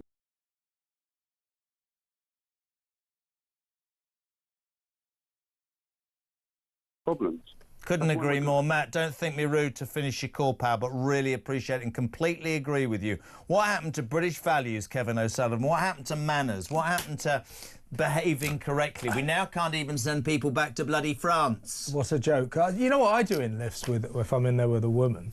I use my physical superiority to barge her out of the way so I can get out first.